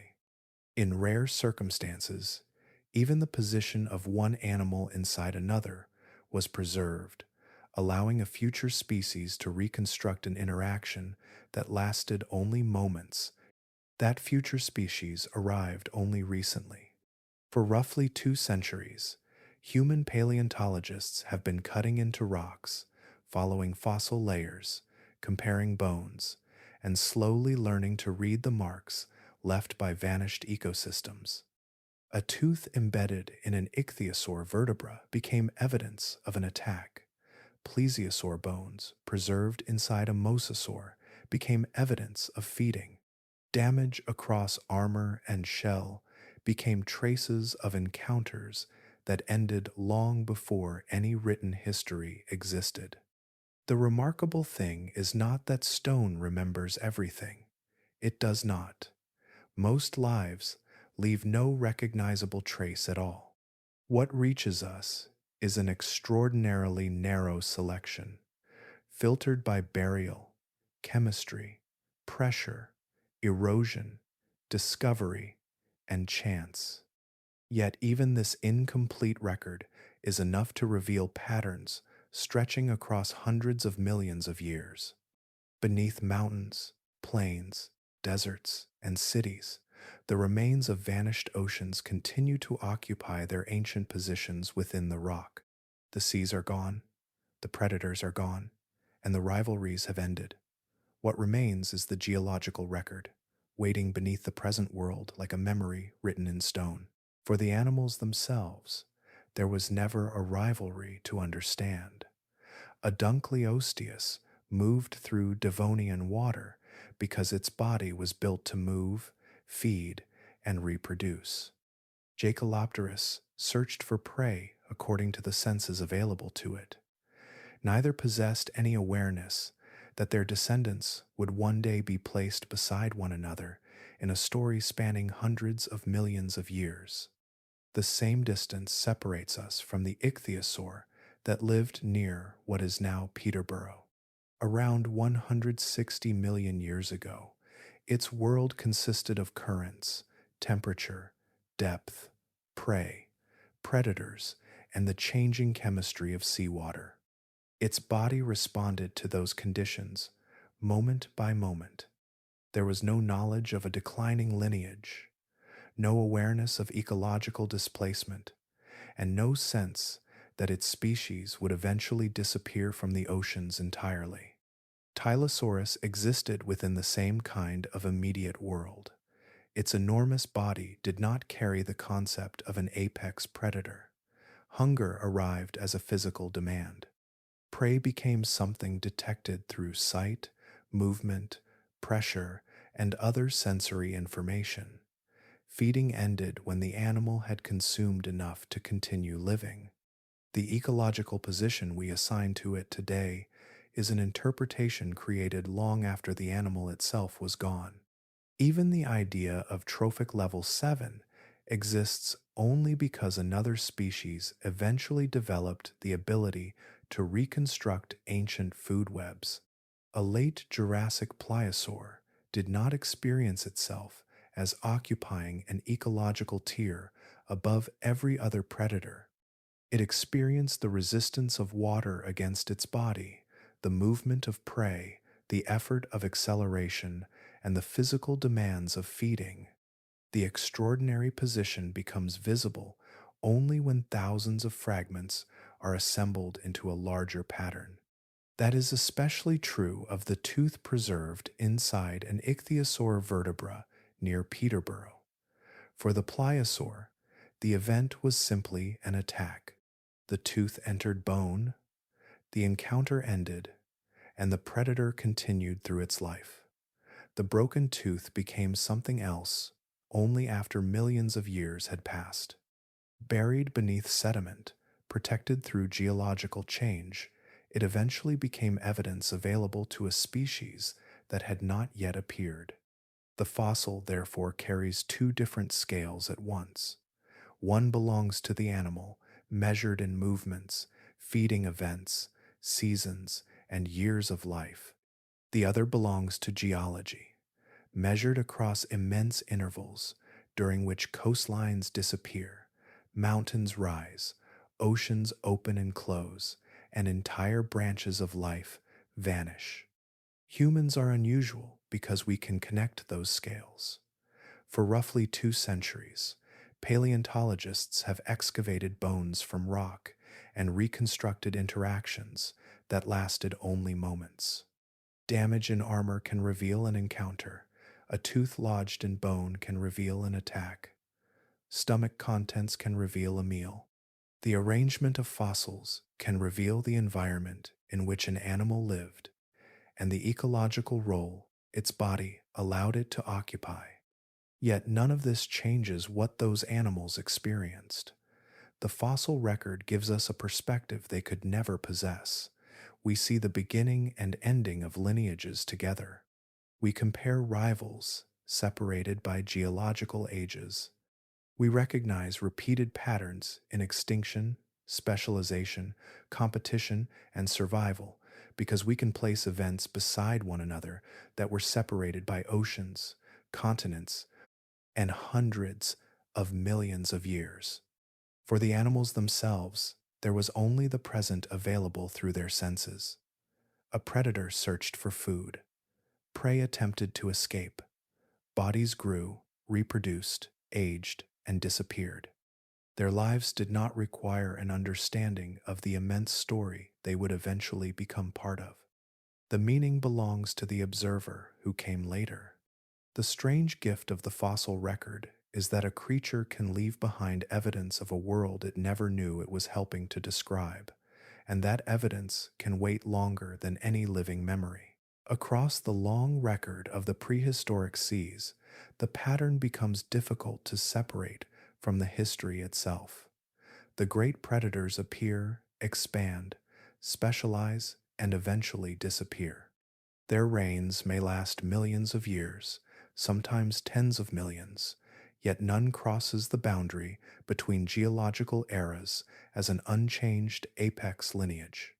Each rivalry begins with possibility. A predator enters an ecological space and finds abundant opportunity. Another lineage responds with a different body, a different hunting strategy, or a new way of reaching prey. Selection then turns advantage into pressure. A stronger bite encourages stronger armor. Greater speed favors better maneuverability. Deeper diving invites more efficient pursuit. Longer reach demands better control. The ocean becomes a place where one adaptation continually changes the value of another. Given enough time, this process can produce animals that seem almost improbable by modern standards. Armor thickens, jaws become enormous, bodies become specialized for acceleration, endurance, ambush, or crushing force. Entire lineages are reshaped by the presence of competitors they may never directly encounter in every generation. What appears to us as extraordinary design is, in part, the accumulated consequence of millions of small biological decisions filtered through survival. Yet, escalation has no permanent endpoint. Every advantage carries a cost. More armor requires material and energy. Larger muscles demand greater food intake. Extreme specialization narrows the range of conditions under which a body performs well. A predator can become extraordinarily effective within one environment while becoming less capable of responding when that environment changes. That distinction matters because the forces that end geological eras do not negotiate with biological excellence. A shift in ocean circulation can alter temperature and nutrient supply. Changes in chemistry can transform habitats. Extinction events can remove prey faster than a predator can replace it. A sudden disruption can make adaptations that once provided an advantage irrelevant within a remarkably short interval. The mosasaurs demonstrate the point with unusual clarity. They became dominant predators of the late Cretaceous seas, occupying ecological roles that had once belonged to several different marine reptile groups. Their success was real. Their expansion was real. Their hunting ability was real. None of those qualities protected them when the asteroid impact transformed the conditions on which their food web depended. The same pattern reaches farther back. The placoderms became extraordinary armored predators, yet their lineage ended during the late Devonian extinction. Ichthyosaurs persisted through enormous spans of geological time before disappearing from the oceans. Pliosaurs became formidable marine hunters, but their lineage also passed away. Plesiosaurs endured for more than 100 million years, only to vanish at the same boundary that removed their final competitors. Sharks provide the contrasting thread. They have experienced ecological upheaval without requiring permanent dominance. Their bodies have changed, their lineages have branched, and their roles have shifted. Some became large predators, others specialized for different habitats and diets, but the lineage as a whole retained enough flexibility to continue through changing worlds. That does not mean adaptation guarantees survival. Nothing in evolution offers such certainty. It means only that power and persistence are different biological achievements. A lineage can become exceptionally powerful within one set of conditions and still possess little protection against a different set. So the evidence does not describe a contest in which the strongest animal eventually inherits the ocean. It describes something more fluid.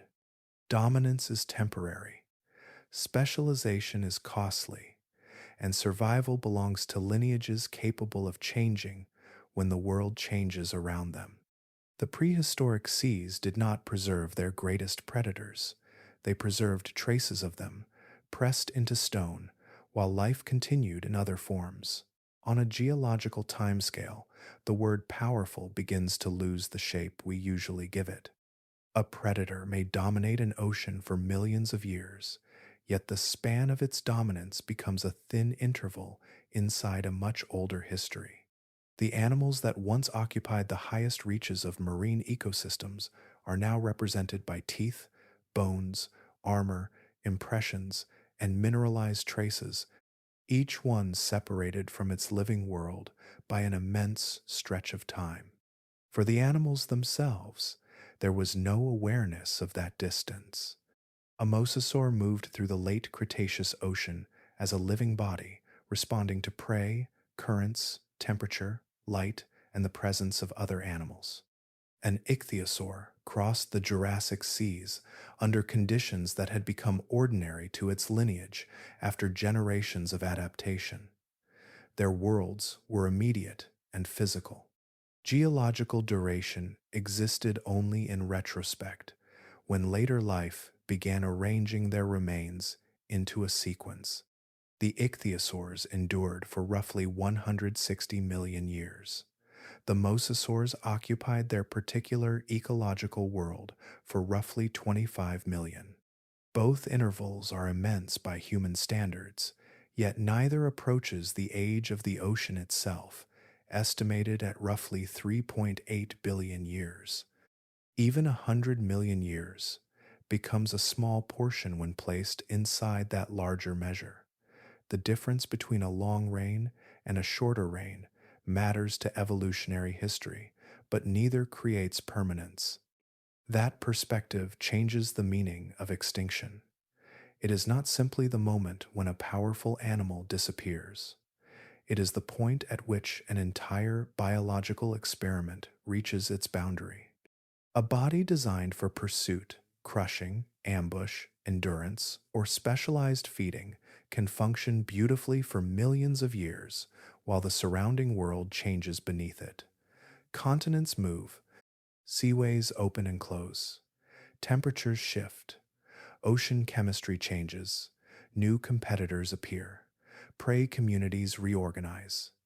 Eventually, conditions move beyond what that lineage can tolerate. The fossil record preserves only fragments of those transitions. A tooth can remain after the muscles that drove it have vanished. Armor can survive after the animal that carried it has disappeared. A vertebra can retain the mark of an ancient encounter long after both participants have become geological material. The evidence is physical, but the lives it represents were continuous, active, and temporary. Even the landscapes containing these remains have changed beyond recognition. Former seabeds can rise into mountains. Inland seas can retreat completely.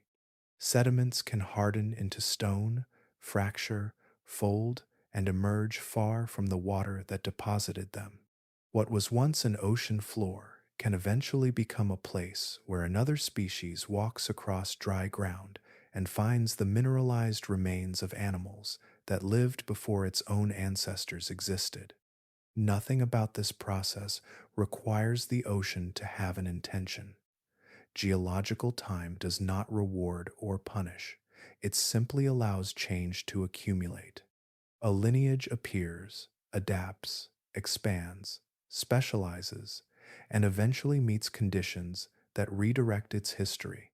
Another lineage takes its place, not necessarily because it is stronger, but because it belongs to a different moment. That is the deeper meaning of impermanence here. The great predators were not failures because they disappeared, and the survivors were not champions because they remained. They were parts of changing ecosystems, each fitted to a particular world that lasted for a particular span of time. Across billions of years, the ocean has repeatedly made room for life, transformed that life, and carried its remains into new geological chapters.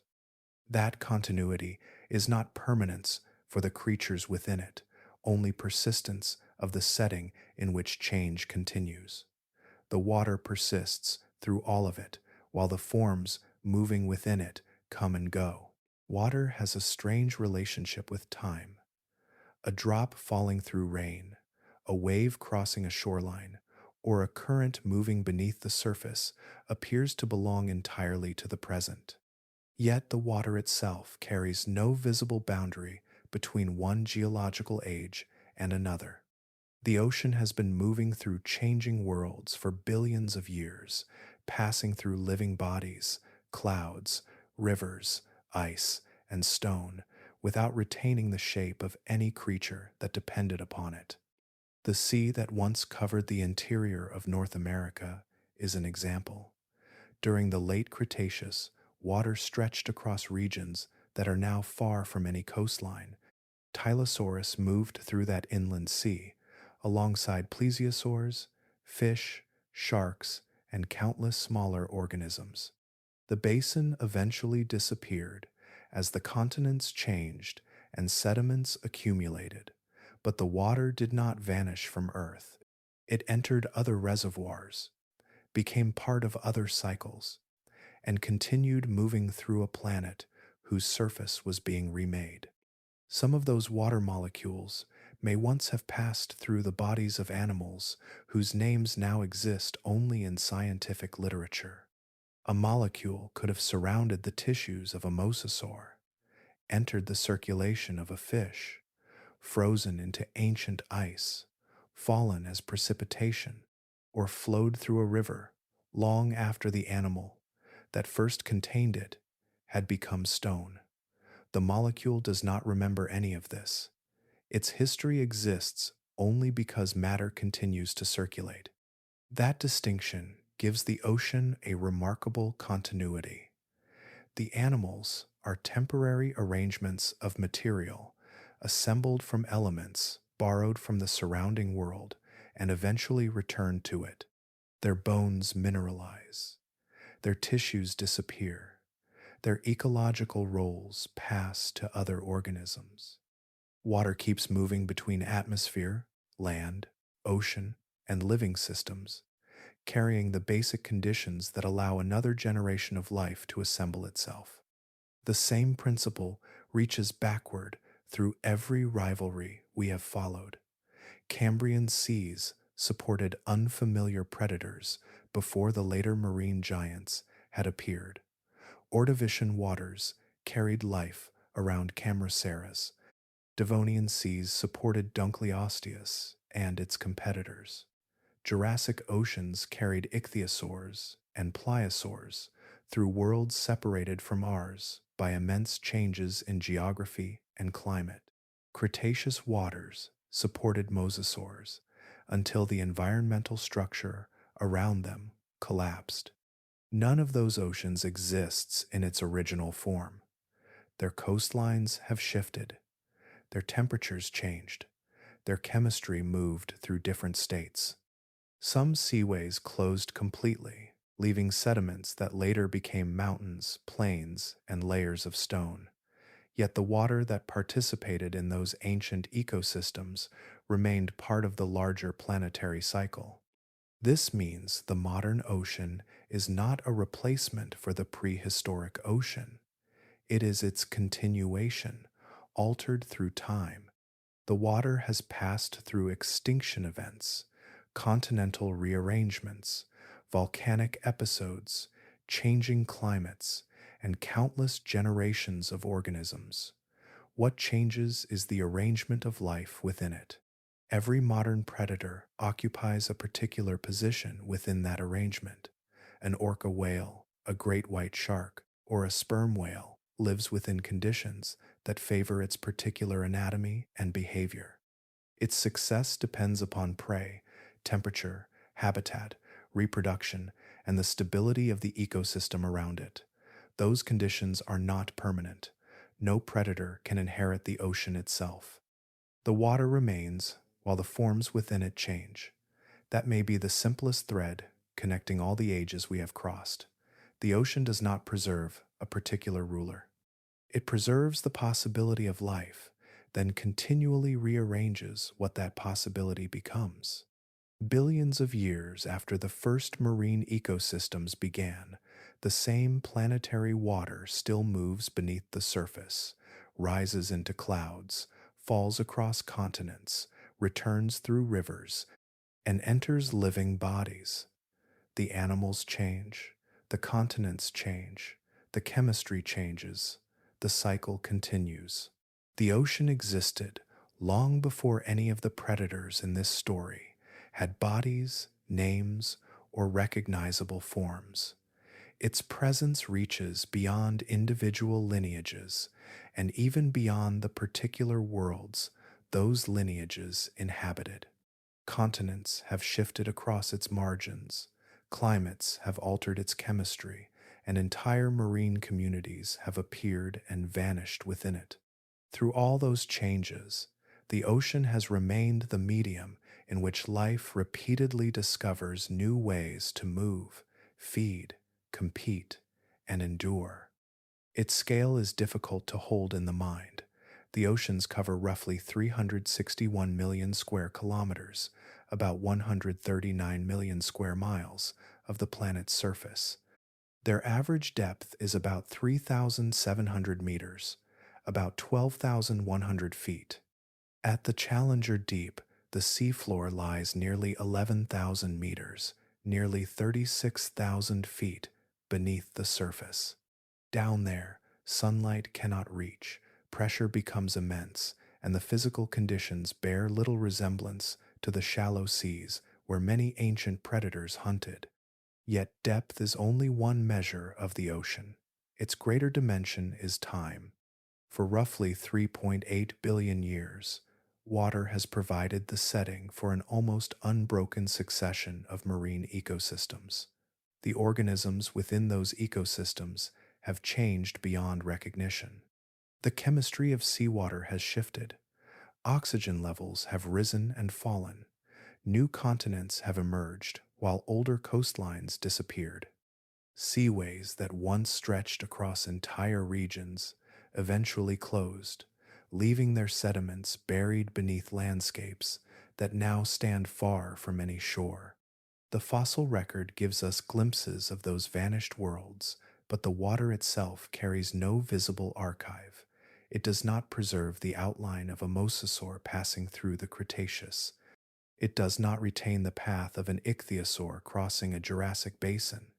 It does not hold the last movement of a Devonian predator before its lineage disappeared. Those events survive only because surrounding materials became capable of recording them. Rock preserves form, water preserves continuity. That difference reaches into the smallest details of the story. A tooth can become mineralized, a shell can leave an impression, armor can retain damage from another animal. Sediment can capture the position of a body as it settles onto the sea floor. Millions of years later, those traces can be separated from the original ocean by mountains, forests, cities, and layers of younger rock. The ocean itself has already moved through countless cycles during the same interval. There is no permanent stage beneath the animals. The conditions that support one ecological structure eventually become different conditions, and life reorganizes around them. A predator can become perfectly suited to a particular food web, yet that food web exists only within a particular combination of climate, chemistry, geography, prey, abundance, and competition. This is why the ocean cannot be understood simply as the place where powerful animals lived. It is the larger physical system that made those animals possible for a time. The predators were expressions of particular conditions, elaborate biological answers to environments that existed for only part of the ocean's history. Dunkleosteus was immense. The great pliosaurs were immense. Mosasaurs transformed the upper levels of Cretaceous marine ecosystems. Their scale was real, their adaptations were real, and their ecological influence was real. None of that makes their existence permanent. Against 3.8 billion years of marine history, even the longest reign becomes a brief passage. That does not make the animals insignificant. It gives their existence a different measure. The ocean does not need to remember them to have contained them. It does not need to preserve their victories to have carried their lives. It simply continues, while each generation of life occupies its moment within a much older world. The pattern becomes clearer when the rivalries are placed beside one another, not as isolated contests, but as repeated outcomes unfolding under different oceans and different forms of life. Again and again, competition pushed predators toward greater specialization. A structure that worked became the target of another structure. Armor encouraged stronger jaws. Greater speed favored more precise pursuit. New methods of capturing prey altered the bodies of both hunters and their prey. That process could produce extraordinary animals, but it could not control the world around them. Evolution works through inherited variation and selection across generations. It does not anticipate an asteroid, a shift in ocean chemistry, a collapse in food webs, or the opening of an entirely different ecological opportunity. A predator can become exceptionally well suited to its surroundings while remaining vulnerable to changes that have nothing to do with the contest that shaped it. The history of the prehistoric seas carries this distinction through every layer. The great Devonian predators were not defeated by a superior hunter waiting somewhere beyond the edge of their range. Their world changed during an extinction interval that disrupted marine ecosystems on a vast scale. Later, the ichthyosaurs declined through a prolonged period of environmental and ecological change, their disappearance unfolding over millions of years rather than through one final confrontation. In the Cretaceous, Mosasaurs became dominant marine predators, yet their success offered no protection when the environmental crisis at the end of that period transformed the ecosystems supporting them. This is where the idea of winning begins to lose its usefulness. Within a rivalry, one animal can gain an advantage. It can occupy more habitats, exploit more prey, or become better suited to the conditions surrounding it. Those advantages are real, measurable consequences of natural selection. They simply exist inside a larger system whose boundaries are always capable of changing. The sharks provide a different kind of evidence. Their history is not a story of uninterrupted dominance, and they have never needed to occupy the highest possible position in every marine food web. Their bodies have changed, their lineages have diversified, and many individual shark groups have disappeared. Yet the broader lineage has repeatedly found ways to remain within changing ecosystems. That persistence does not come from being untouched by evolution. It comes from evolution remaining responsive to changing circumstances. Across hundreds of millions of years, the fossil record therefore offers something more precise than the idea that strong animals disappear. Strength can be useful, speed can be useful, armor can be useful, a powerful bite can be useful. None of those qualities carries an independent guarantee of persistence. Their value depends on the environment in which they operate, the prey available within it, the competitors sharing it, and the conditions that arrive without regard for any predator's success. The prehistoric ocean did not reward one particular body plan forever. It repeatedly tested whatever became successful, while geological change altered the terms of existence around it. The result was not a single winner moving unchanged through time, but a succession of temporary solutions, each eventually replaced by something better suited to a different world.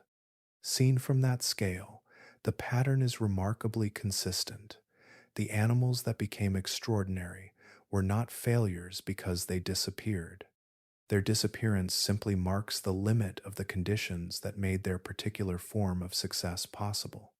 The ocean kept changing, and life kept answering with something new. That distinction reaches beyond any single rivalry.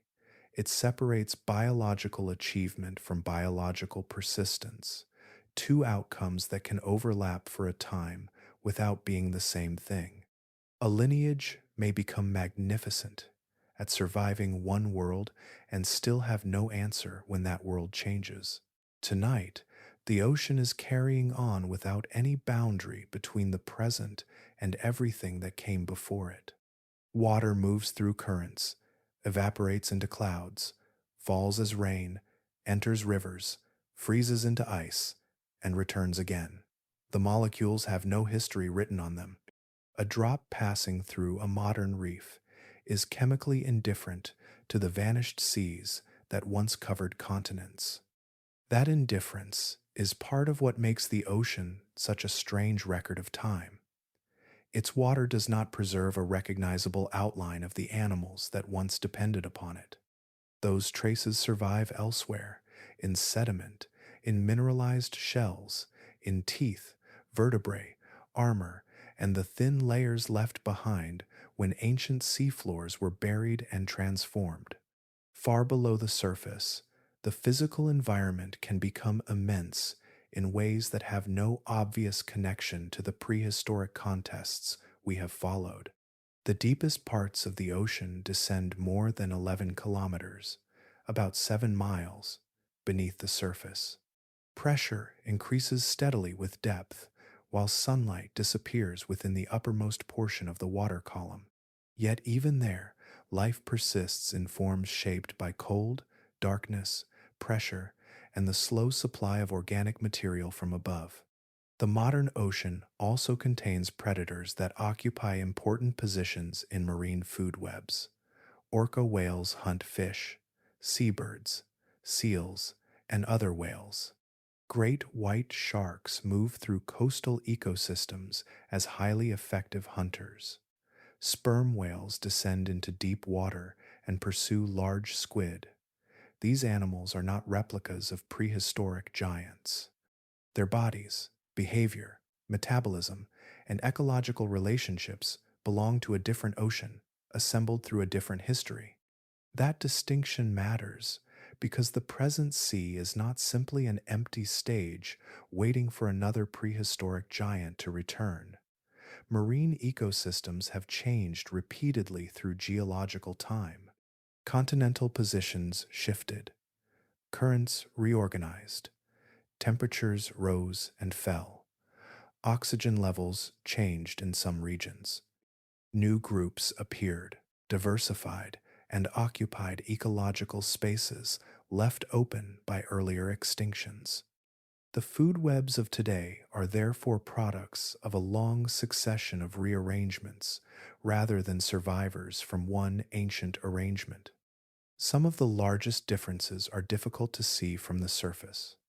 Modern oceans support enormous populations of microscopic organisms whose combined activity influences the cycling of carbon and nutrients across the planet.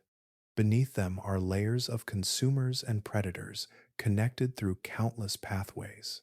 A single ecosystem can contain organisms living within sediment, drifting near the surface, crossing entire basins, or descending through hundreds of meters of water during a daily migration. Nothing in that structure announces that it is temporary. The ocean does not display an expiration date for any species living within it. A lineage can persist for millions of years, change gradually, split into new forms, or disappear while the surrounding water continues moving through the same planetary cycle. The prehistoric predators were once part of that continuity. Their bodies were built from the materials available to them, their lives constrained by the ecosystems around them, and their existence ended when those relationships could no longer persist. The water remained available to whatever came next. Tonight, that same water surrounds a different collection of lives. Their histories are being written in flesh rather than stone, through feeding, reproduction, migration, competition, and change. Nothing about the present ocean promises permanence, yet nothing about its continuation requires it either. The water simply remains in motion, carrying heat, dissolved minerals, gases, nutrients, and countless living organisms from one place to another, while each generation of marine life makes its brief and particular world. Its continuity is not sameness, but persistence of change across depth and current. There is a strange distinction between an ancient sea disappearing and its water disappearing. The first can happen completely. The second is much harder to imagine because water does not belong to one coastline, one basin, or one age. It moves through a planetary cycle that has been carrying the same basic substance through changing worlds for immense spans of time. The sea that once covered the interior of North America left behind limestone, shale, and fossils when its waters withdrew. Its former shoreline cannot be followed across the landscape as a visible border. Roads cross sediments that accumulated beneath marine water, crops grow above buried seafloors, and towns stand where large marine predators once moved through warm currents. The geography changed so thoroughly that the ancient sea survives mainly as evidence embedded in stone. Water followed a different path. Some of it entered the atmosphere through evaporation. Some became trapped in ice. Some flowed through rivers toward newer coastlines. Some passed through living organisms, becoming part of tissues, blood, cells, and fluids before returning to the environment through respiration, decomposition, and excretion. The pathways multiplied, but the water continued. A molecule moving through the modern ocean carries no visible signature of its earlier journeys. It does not retain the shape of the creature it once surrounded. It does not preserve the temperature of an extinct sea or the pressure beneath an ancient seafloor. Yet the same physical substance can pass through radically different environments across geological time. A droplet falling through rain today may eventually enter a river, cross an estuary, and reach the sea. Another portion may freeze within a polar ice sheet for thousands of years before returning to circulation. Elsewhere, water may spend far longer within groundwater or become incorporated into minerals before geological processes release it again. The planetary water cycle is not a single loop with a fixed route. It is a vast network of exchanges operating at different speeds.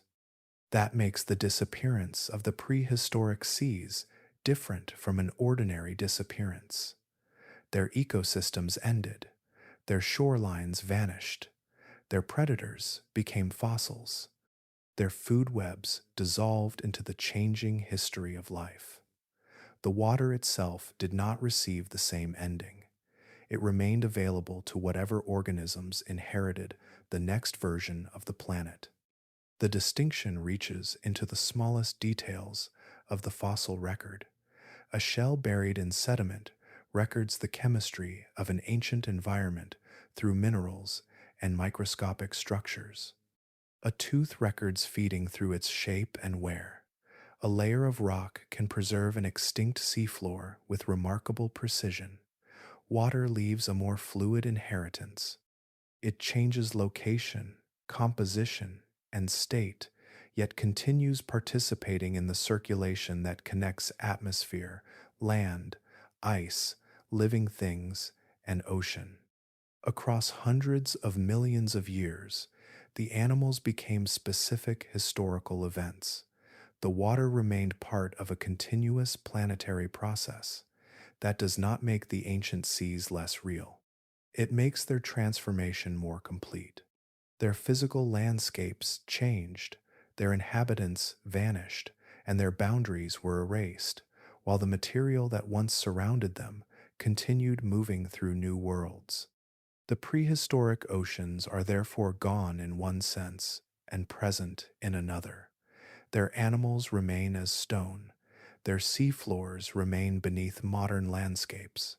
Their chemistry remains recorded in minerals.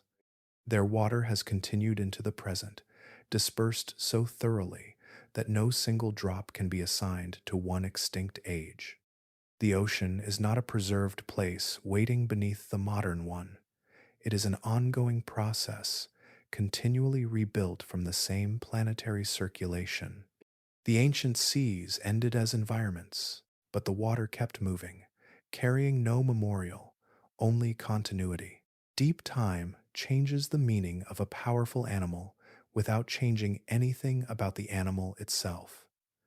Dunkleosteus remained an enormous armored predator, whether its reign lasted briefly or for millions of years.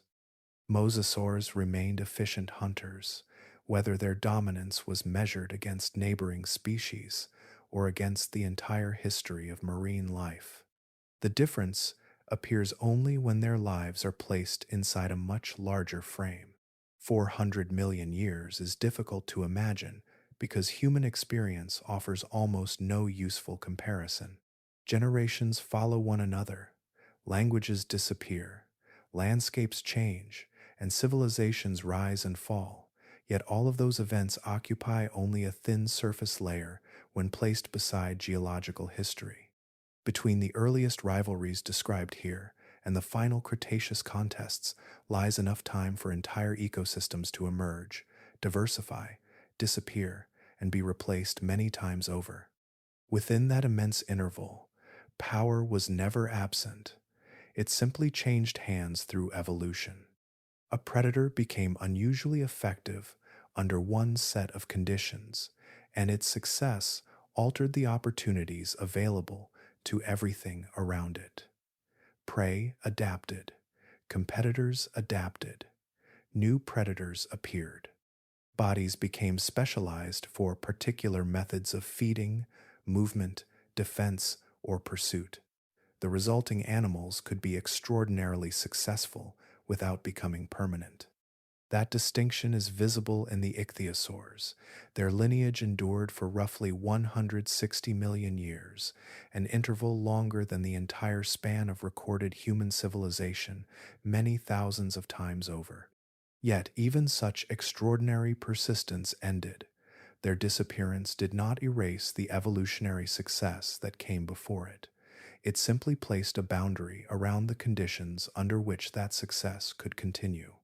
The same boundary appears elsewhere.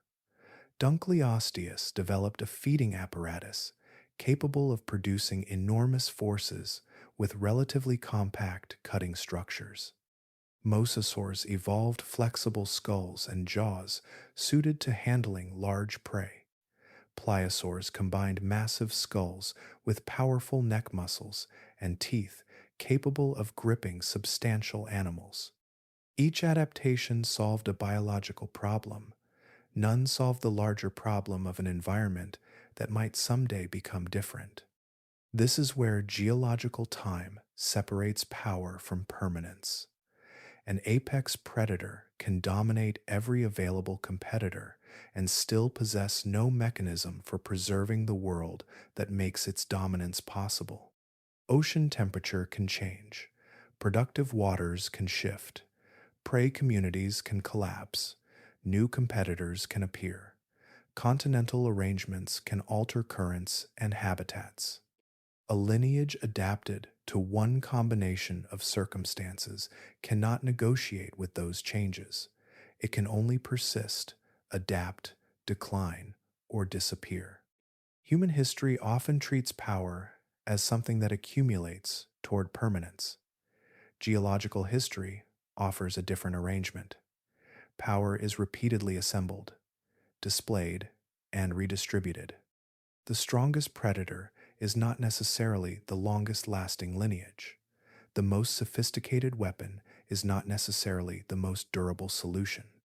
Even an ecological position maintained for millions of years remains a position inside a changing system. The fossil record preserves this distinction with unusual clarity because extinct dominance leaves physical evidence. Teeth, armor, bones, feeding traces, and damaged shells show that these animals were effective at what they did. Their disappearance does not make their strength an illusion. Instead, their fossils show that strength can be completely real and still be temporary. Deep time, therefore, does not make the great predators seem insignificant. It does something more precise. It separates magnitude from duration. An animal can be immense, highly specialized, ecologically dominant, and extraordinarily successful, while its entire existence remains one interval within a much older process. The prehistoric ocean never needed to deny the power of its predators. It simply continued changing after they had reached their greatest moments. Occupying the highest position was real. Holding it forever was never an available biological condition. Long before the first bones hardened into fossils, the ocean had already become a place where life was tested by change. For billions of years, organisms entered its waters, adapted to them, altered one another, and eventually disappeared. The 5 rivalries considered here occupy only a narrow portion of that history, yet they reveal a pattern repeated far beyond any single predator or prey. What survives from those encounters is remarkably small compared with what once surrounded it. A broken tooth can preserve the instant of a failed attack.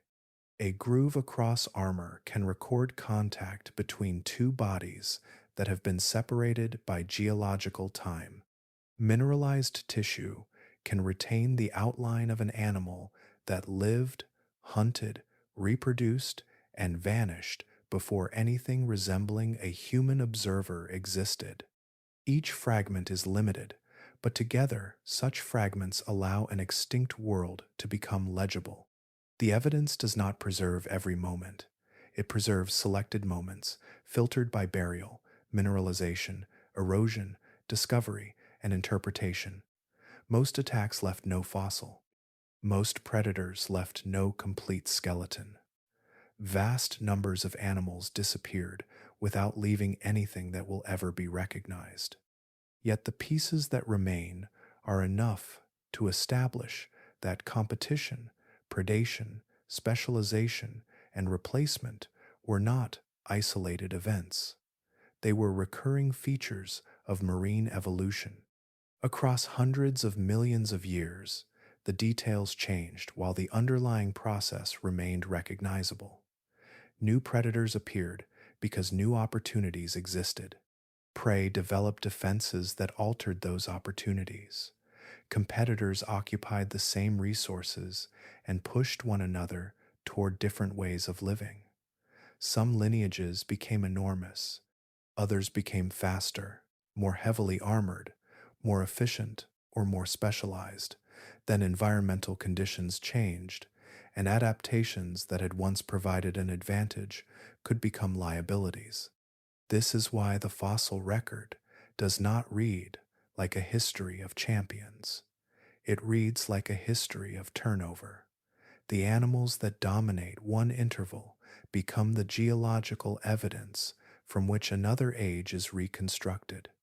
Their disappearance creates openings that other lineages occupy, and those successors eventually undergo the same process. There is no final form waiting at the end of evolution, no permanent predator that completes the experiment. The ocean itself does not need a winner. It provides gradients of temperature, pressure, oxygen, light, chemistry, depth, and food, and life responds to whatever combination exists. When those conditions shift, the biological landscape shifts with them. A body perfected for one environment may become poorly suited to another without becoming less extraordinary in itself. That distinction gives the fossil record its unusual power. It does not tell us that ancient predators were failures because they disappeared. Their extinction came after immense periods of ecological success. Instead, their remains show that success has always been conditional. The same anatomy that allowed an animal to flourish could be tied to the circumstances that eventually disappeared. Even the first hard skeletal structures were late arrivals in this story.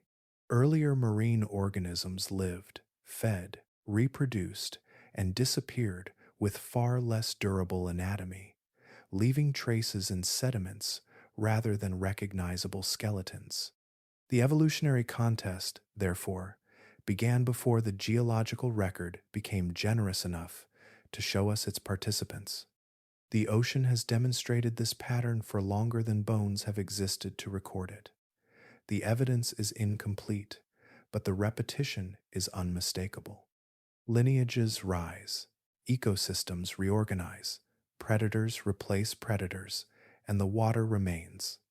Nothing about that process requires a lesson or a moral. It is simply the history written into marine rocks, repeated across ages too large for any individual creature to perceive. The animals changed. The seas changed. The chemistry changed. Continents moved beneath them. Through all of it, life continued adapting to whatever ocean remained. Far below the surface, where sunlight has never reached, the ocean carries no visible record of the creatures that once ruled its upper waters. There is only pressure, darkness, suspended particles, and the slow movement of water through spaces that have existed for longer than any living lineage can remember. Beneath that darkness, sediment gathers layer by layer, covering shells, bones, teeth, and traces of bodies that may never be recognized. The fossil record is therefore not a complete history. It is a collection of fortunate accidents. An animal must die in the right place, become buried before scavengers and currents erase it, survive chemical alteration, remain within rock that is eventually exposed, and then be discovered by another species millions of years later. Most organisms never pass through that sequence. Most ancient encounters vanished without leaving a readable trace. Yet the fragments that survived are enough to reveal a rhythm, A predator appears, prey responds. Rival predators change in turn. Bodies become more specialized, weapons become more effective, defenses become more demanding. An ecological balance forms around those changes, sometimes lasting for millions of years, until geology alters the conditions beneath it. Then the arrangement dissolves, and another takes its place. Nothing about the process requires permanence. A lineage can remain successful for an immense span of time and still belong entirely to a particular set of circumstances. When those circumstances disappear, extraordinary adaptations can become irrelevant almost overnight by geological standards. The animal does not become less remarkable. The world simply becomes different. Deep below the modern surface, the old worlds remain encoded in stone. A former seabed can become limestone beneath farmland. Marine sediments can be lifted into mountains by the movement of tectonic plates. Layers that once accumulated beneath warm seas can eventually stand above the surrounding landscape, exposed to wind and rain instead of currents and tides. The geography changes, but the chemical ingredients of those ancient environments remain part of Earth. Even the water refuses to remain where history placed it.